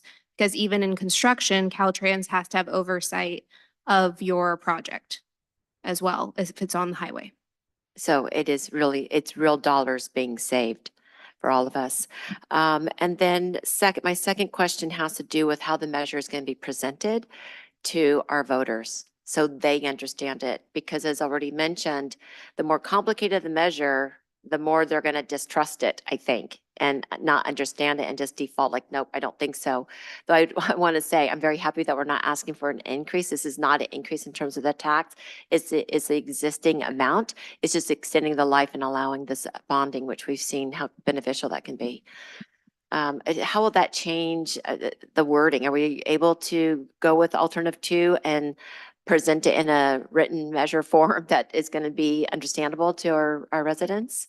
Yes. So obviously this PowerPoint has to be a little bit more complicated because we're reviewing, debt issuance and bonding. But when our informational campaign or information about our sales tax measure is really going to be focused around the successes of the measure.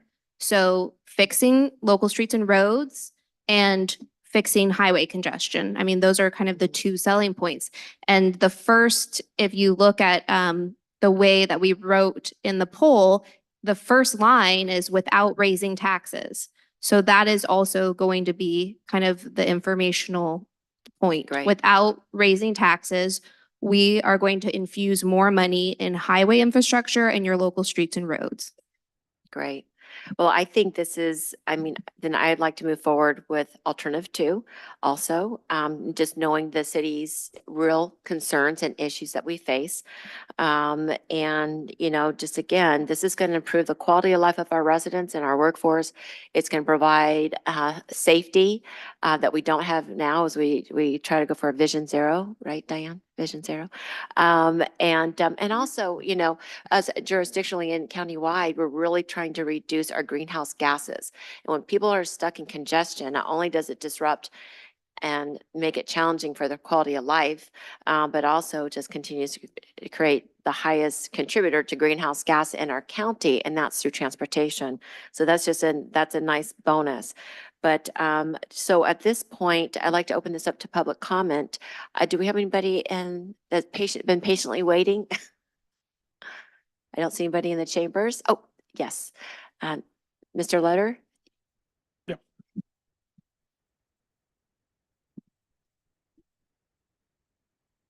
We on here? Thank you. Thank you very much. I just want to mention as a Public Works Director in Napa County, Steve Letter, what I hear from my constituents more than anything else is please fix our roads. Mhm. And Chair Alessio, I think you've commented that you hear the same thing as well. And the only way to get there, essentially, to quote James Carville, if you will, it's the bonding, stupid.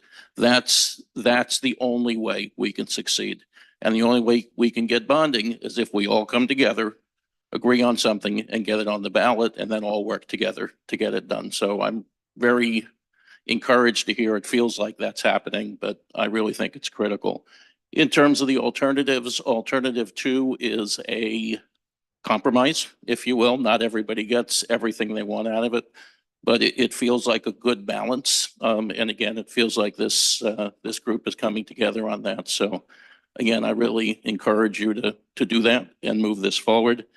And the last thing I wanted to mention on the regional projects, I wanted to emphasize that to me, of the regional projects mentioned, Airport Boulevard is the linchpin, if you will. Our investment in Jamison Canyon isn't realized if we don't fix airport. Our investment in Soskell isn't really realized until we fix the airport. Absolutely, there are improvements that need to be made in American Canyon, and the other 2 projects have value as well. But to me, airport is the linchpin for all the jurisdictions, not just for the county, but for everybody. So. Perfectly said. I think we can all agree to that. Thank you for saying that. Any other public comment? Anybody online? No. Okay.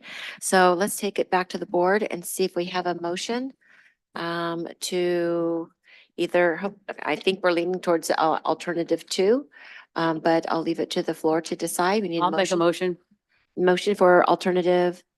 I'm going to make a motion that the board approve alternative 2 and get this on the ballot. Excellent. Thank you. Do we have a second? Garcia. Second Garcia. All in favor, please say aye. Aye. Any opposition? Any abstentions? Then that's I just have a unanimous. quick question. Yes. Today's action was just to, I thought, share the expenditure plan and the ordinance with the jurisdictions and not necessarily picking option 1 or 2. That would be challenging for us to meet the timeline because we would have to go to every jurisdiction twice. If one jurisdiction wanted one alternative and the other one wanted 2, it would be a lot of, I think it would be very difficult for us to meet the timeline. So staff is recommending Option 1. Well, we were recommending option 1, but if the it's The if motion is on movement option 2. is to support alternative Right. 2, then we're there. And the action would be to approve the draft expenditure plan and the ordinance and release the expenditure plan for approval to of the jurisdictions and the ordinance for their review. Okay. And the expenditure plan is based on staff's recommendation, option 1. I know on option 2. Well- We're moving forward with option. So alternative 2 is the is the concession that we made for the city. That's good. We have a motion and I will support that too. Thank you. move And it forward still that needs to to- go back to all the jurisdictions. Just so you know, it still needs to go back to all the jurisdictions. So that'll be the next step. So just to finish that, I do believe that we have a unanimous approval by the board. Just looking, everybody. Okay. So we do have unanimous approval on that. And so, yes, Vice Chair. One other point of clarification, I would still like to see the modeling with, 5% and 7%, because I think it will also help the medicine go down, even though this is a compromise, it isn't what every jurisdiction asked for. So I think it behooves us to know what a more likely scenario is. Well, yeah, I want to be sarcastic and say, why stop there? And we can just make it 10% revenue growth. Well, no. But we'll provide that. Yeah. Where I'm coming from is if historically, we've been at 7 and we're modeling 2.5. Yeah, 5% to me is a likely scenario, right. not conservative, not too liberal. Yeah, otherwise we could do 20% and just say, hey, look, we don't need any state. Yeah, we'll build everything. Thank you. And Director Garcia? I think it's a good point to, I see this as it rolls out. There has to be a periodic timetable for reporting back progress made. But also that could be reporting back what the bond market is doing, we're doing. So we have, Okay, everybody's fully informed of what's going on. thank you. Thank you. Chair, Yes. Paul Doring. Oh, I'm sorry. just I'm concerned about the timing. I am We too. have our next agenda and I don't Yeah. know if there are any required votes where we need a quorum. I'm gonna have to leave at about 3:30. I just want to let you Thank know that you. there may be some others to do the same. Yeah, So this has been a I'm long, cognizant of long that topic, but issue. important one. I don't know if we need to move the agenda around to vote on anything where we need a quorum because we could lose a quorum. I'm not sure. If we can do this, let's finish this meeting and then we'll start the next meeting. We'll look at the agenda really quick, but thank you for bringing that up. So on to number 12 is future agenda items for the NVTA-TA. Not seeing any. Okay. So therefore I'll adjourn this meeting at 3:11. The next meeting will be on Wednesday, March 20th. Okay, moving on to our NVTA meeting. And starting at 3:11, we're going to call to order. We are set on the Pledge of Allegiance. We know we don't have anybody who is remote. And roll call has already been made, and you did add that Director Gregory and Representative Smith is here. Okay, thank you. So first we have the adoption of the agenda, and this is a good time to look at action items that we may have that might take a while if we need to move anything around. I'm gonna leave that to the executive director to let us know if you're concerned about anything that you want.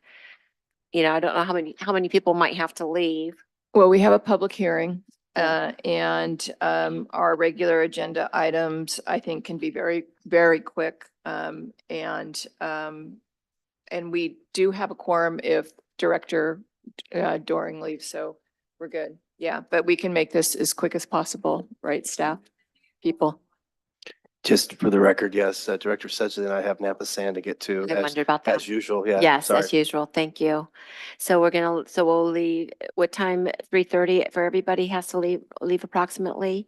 That's Doring, Gregory and Sedgley. Anybody else?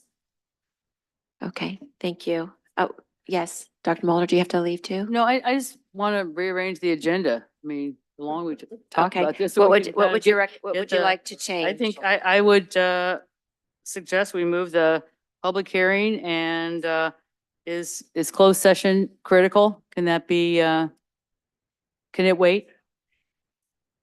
Okay, that's all I wanted to hear. It could wait. So I would recommend that we do the move up number 9 to the very next item. And then the 11-1, how critical is that? Is that something we need to it's just an update? It requires action? Yeah, 11.1, Yeah, 11.1 to, Sorry, I think the Vine Transit update we can push to the next meeting. Right. And the TFCA has to go, and Diana will keep it to 1 minute. okay. Okay, so move it to let's do, consent. I recommend we move up 9-1 and 11-1 and then do what we can after that. I'll second that. Okay. All in favor with those amendments to the agenda? Okay. Aye. Aye. Yep. Okay. Thank you very much. So we had a motion. Who made the second? I apologize. did. Oh, Joseph did. Okay, perfect. And all in favor. Okay, so we're going to bump up. We'll go straight to our public hearing, item 9.1. And this is a proposal Vine Transit fare increase.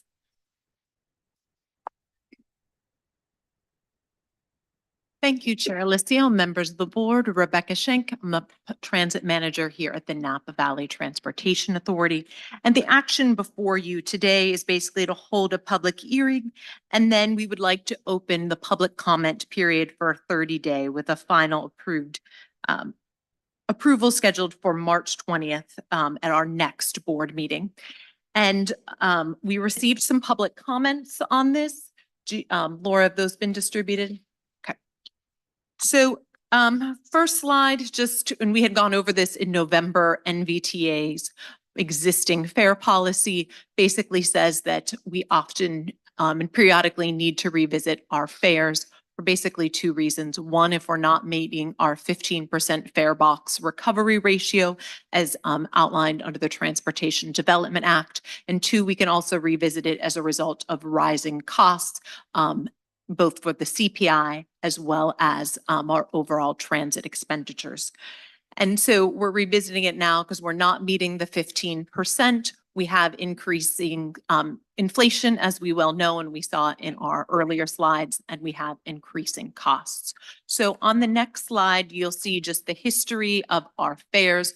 We have not increased, bottom line, our fares since the board approved it in 2014 and it became set in 2015. So in the last 9 years, we basically have been operating with the fares that are shown on your right. On the next slide, you'll see kind of the process, what happens with this. So in January of 24, we took this proposed fare increase to the Citizen Advisory Committee, as well as the Paratransit Coordinating Council at their meetings. They were both supportive of the fare increase. So here today, like I mentioned, open this public hearing for 30 days. Final decision would be made at your next meeting in March. Moving on, we did put this out on that next slide. You'll see where we advertised this, let people know, and hence we did receive public comment here today, which you have in front of you. The following slide just shows kind of this case for a fare change. Like I said, we all know inflation is increasing. Our fare box recovery ratio in fiscal year 22 was just under 9%. We have an unaudited version for fiscal year 23. It's 11. We need to get to that 15%, probably no later than 2026 to not risk our overall funding. And we feel like this would help us get there. The other thing I want to emphasize, and you can I'll talk about it a little on the next slide, is what this would really look like in terms of fares. So we're basically going for the adult from $1.60 to $2, which kind of fits with inflation. Basically, those are equal numbers on a very basic level between what we had in 2015 and what we have now, and then the the other increases in the fares. I would also add that one of the things that has been happening at the regional level and kind of helps us in this case, because inevitably, right, people that ride are more minority and lower income. And so what they can do is what's called this Clipper Start program. And we have these applications, but if you do fall into low income, being 200% of area median income, you can apply. And when you used your Clipper card, for example, if we increased our fare to $2, there'd be $1 fare. So you can in a way think of it, if you were using your Clipper card, applied for the program, senior, disabled, and low income would all still be $1 under this, and they could use that program with other agencies. The following slide just talks about what happens with our different fares. And with that, I'll open it up to any questions.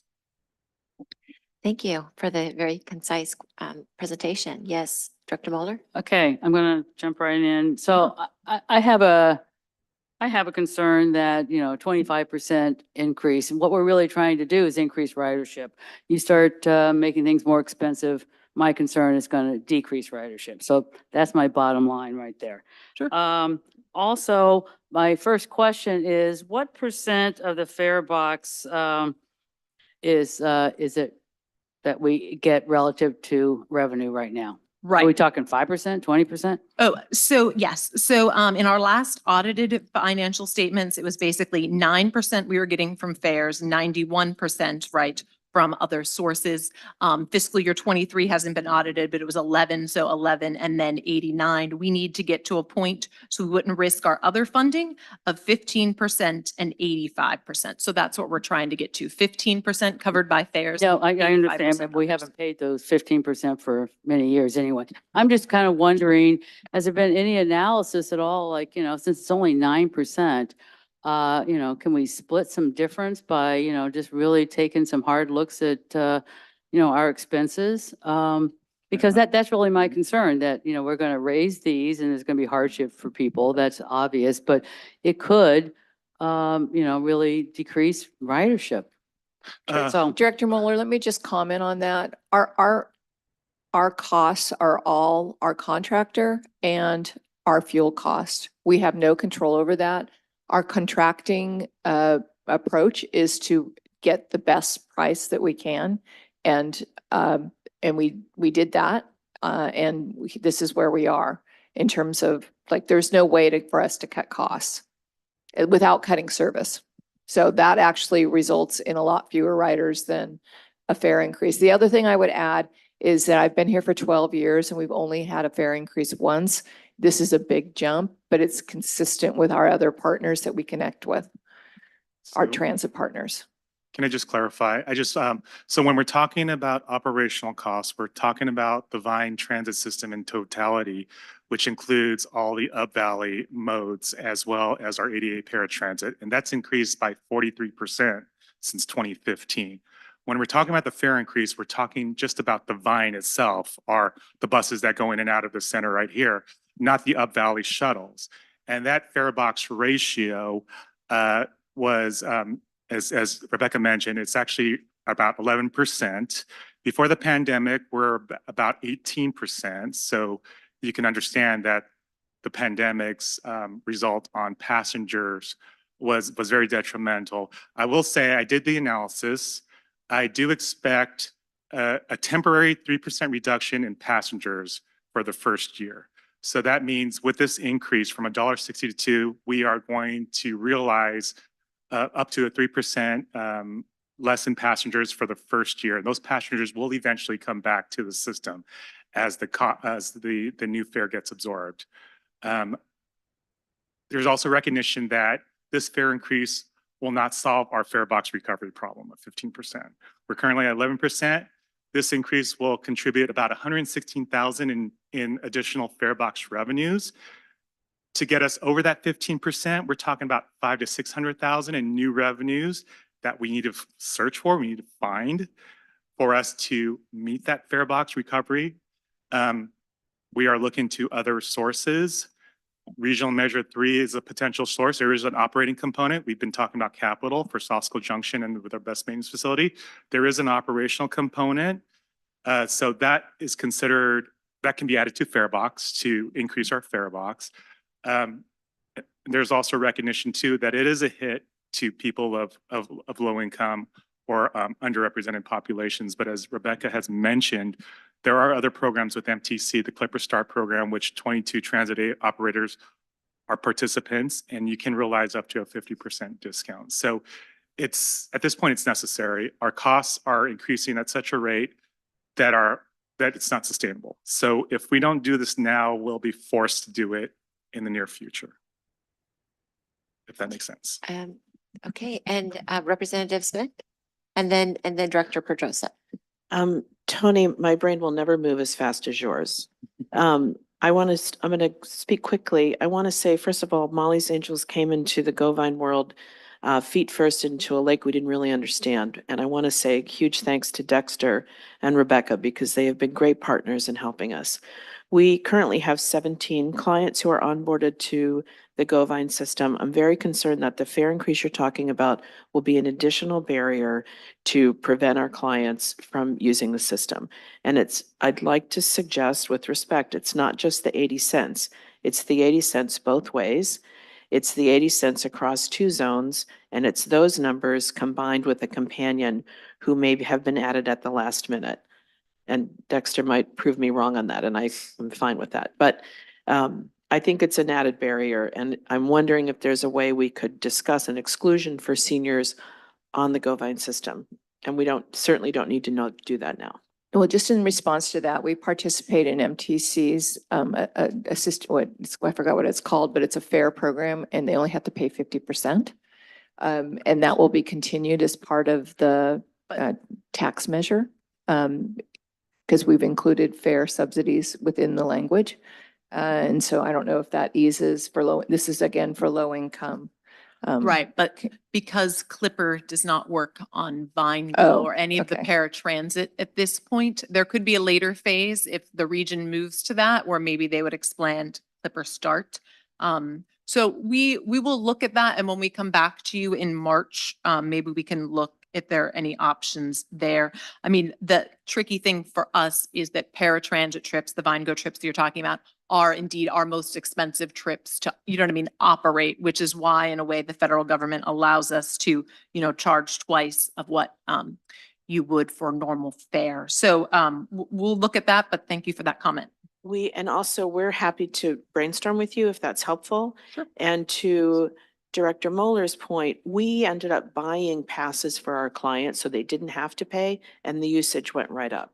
Yes, and those the passes that you bought will still be useful, for basically the life. So even if this goes into effect on July 1st, the passes that Molly's Angels or anyone else has purchased will still work. It's like the forever stamp. Great. Thank you. Director Pedrosa. Thank you, Chair. Look, I support the recommendation.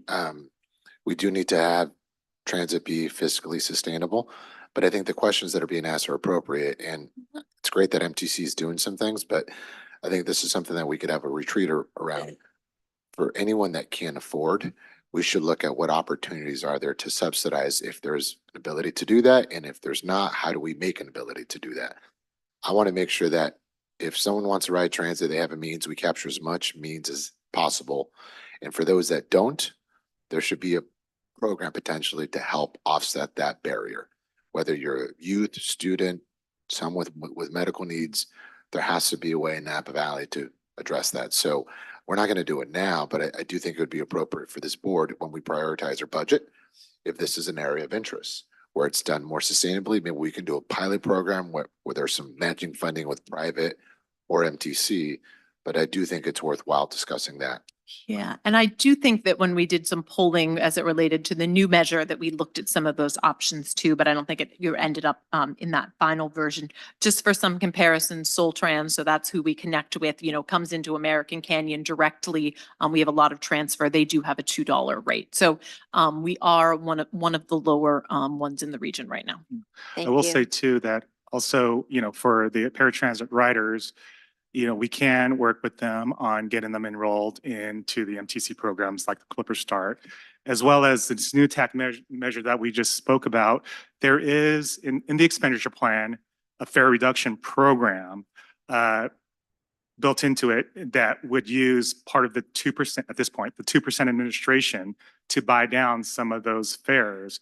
Now, specific categories that still, that hasn't been decided, but we are looking at other means to help subsidize the burden of this increase in cost. No, and I appreciate that. And I know some of it was a reimbursement.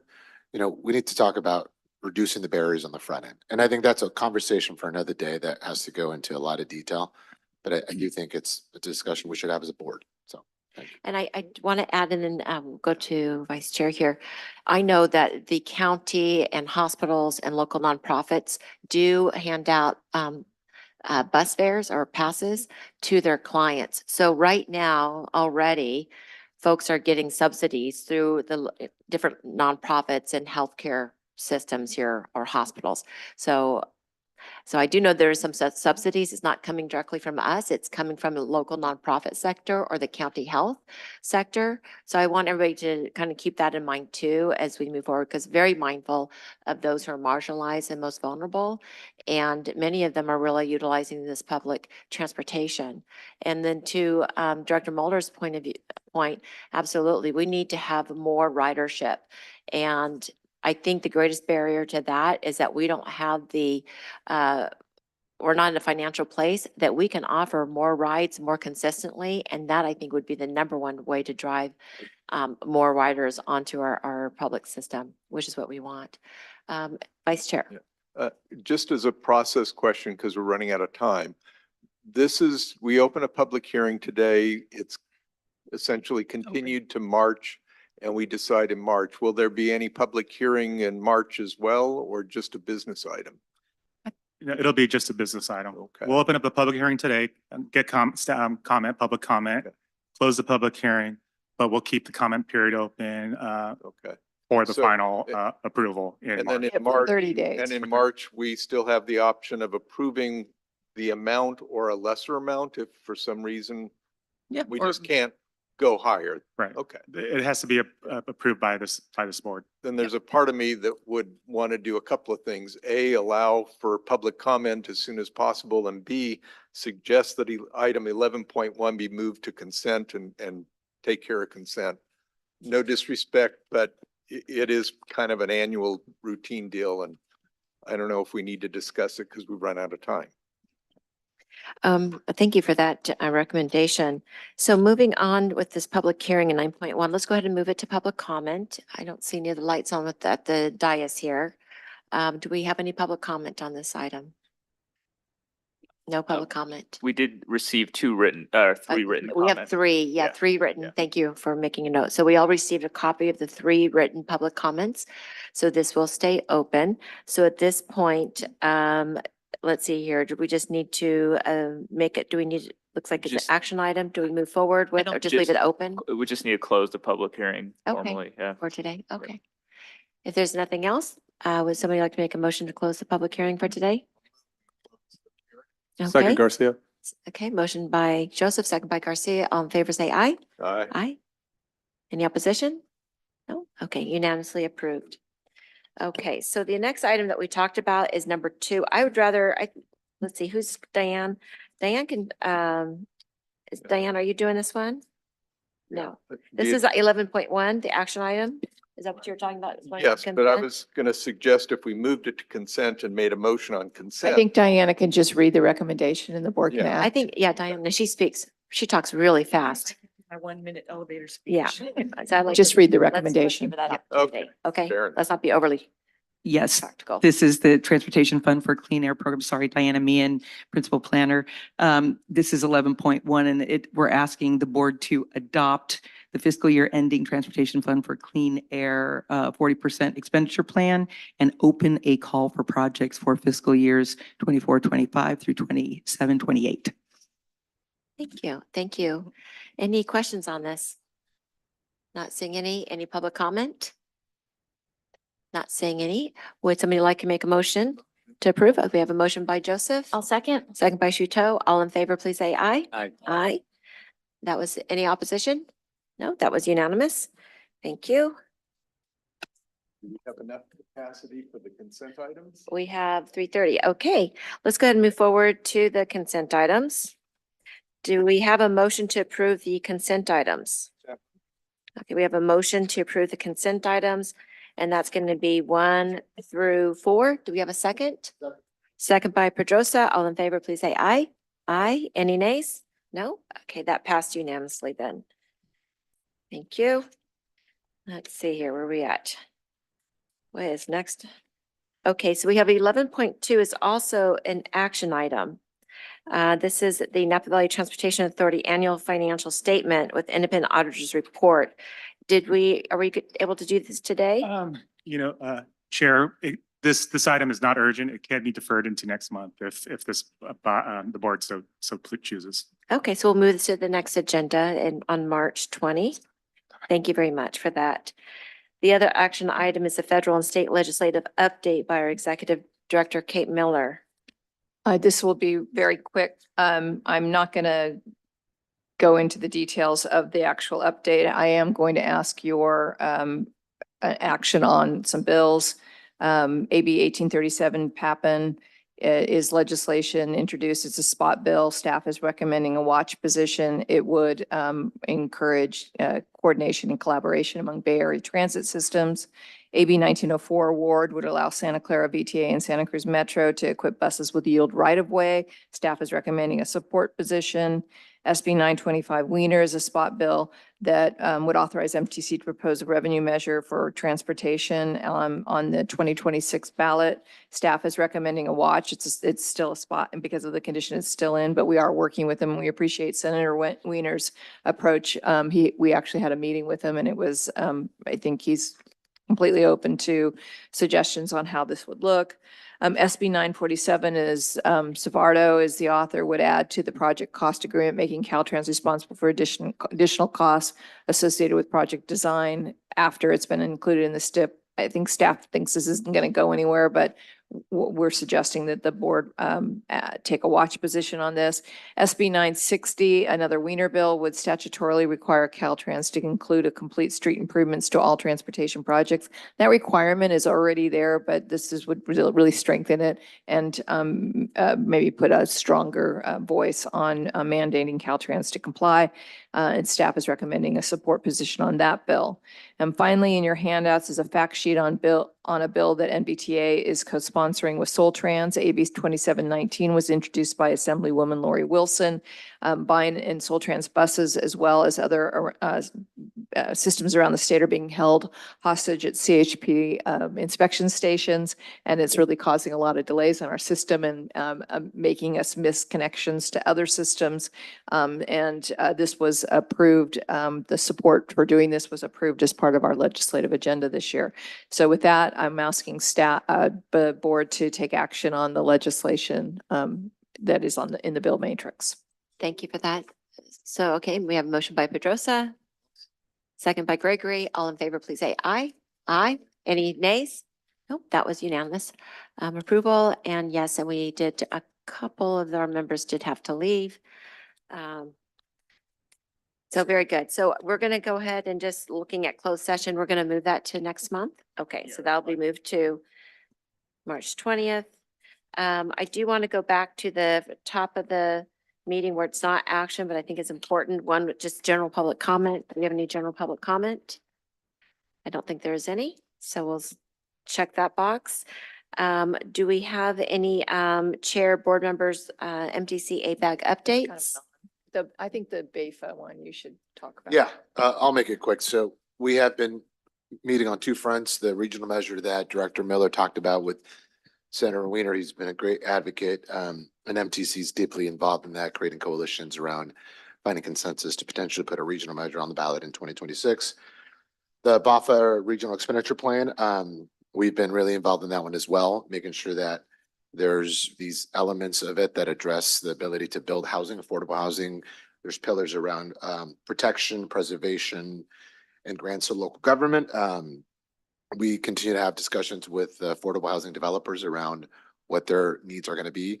This is something that's going to have to be placed on the ballot. So it's really working with partners and having a campaign that's really ready to go. And I do believe that we'll find compromise on some of the remaining issues. But again, traffic, transportation, housing, the biggest issues. I think the Bay Area is doing a great job in trying to create new revenue streams to support local municipalities. So we continue on that. The business plan, the elements have been coming to BAFA, and I believe that's finalized, and it should get finalized next month. So will we be receiving an update on that? Will this board be receiving an update, or will local jurisdictions? What's the best way to be So informed, it- and will we take yeah. a position? that's a great question, Chair Leslie. So if you remember, Kate did go to Nick Log and Yep. provide an overview. Mhm. I think we can arrange one more in terms of just a general overview of where we're landing on. Again, it was part of 14892, I believe, with Assemblymember Chu that talked about the elements of preservation, protection. Yep. So we'll be able to kind of talk about that a little bit more, but it's a $20 million bond, Yeah. which would mean a lot of money for the region. So Thank you. Thank you for that. Does ABAC have an update? Representative Director Garcia? Yes, we had actually ABAG representative at the League of California Cities North Bay Division, the BAFA, talking about exactly what Director Pedrosa is talking about. Interesting note for us, I'm applying, hopefully get it applied locally. There's funding also for infrastructure as well as housing. So if you're building a house, we have a large, the Cove is a 66 unit apartment. It's all low income or very low Great. income. Need a sidewalk to get the kids to school. Yeah. So that may be something to check into for that. Okay, thank you. I don't have an update as chair. Are there any board members, board directors with an update? Not seeing any. Very good. And executive director update. I do have a very short one. So we have celebrated a number of work anniversaries in the past month. And I just wanted to acknowledge staff. Danielle Schmitz, Director of Capital Development and Planning, has been with the agency for 16 years. Renee Kulik, our contracts and procurement, I'm going to call her a wizard because she does a lot of work, has been Need with a the wizard. agency for 14 years. Diana Meehan, Principal Planner, has been with the agency 12 years. Just want to congratulate them, tell them how much I appreciate them and how it makes my day every day pretty nice to come to the office and work with all of you. And I just really appreciate the things that you do and how you contribute to the agency. So thanks. And then I wanted to also let you know that Kenny Schwartzbach, who is a longtime maintenance manager for Transdev, our Vine contractor. Kenny was with Transdev for 28 years, and I think that entire time he was with the Vine Transit System.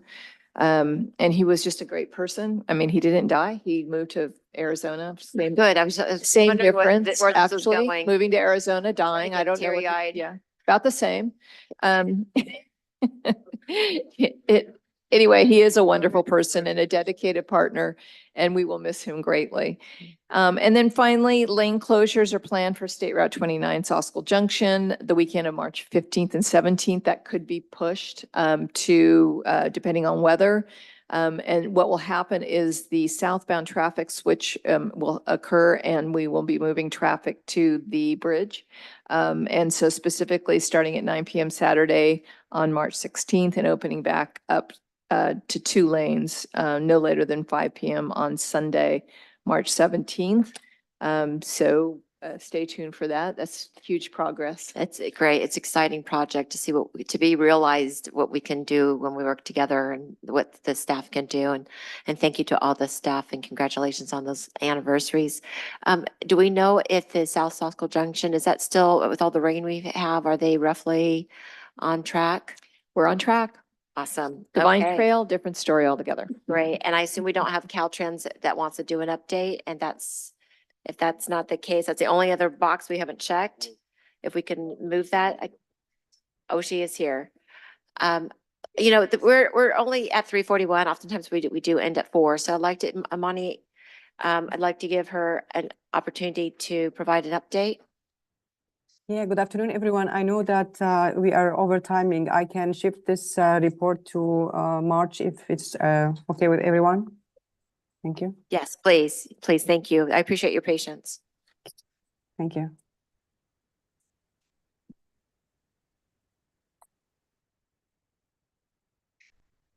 Laura, do you have a slide for us to see?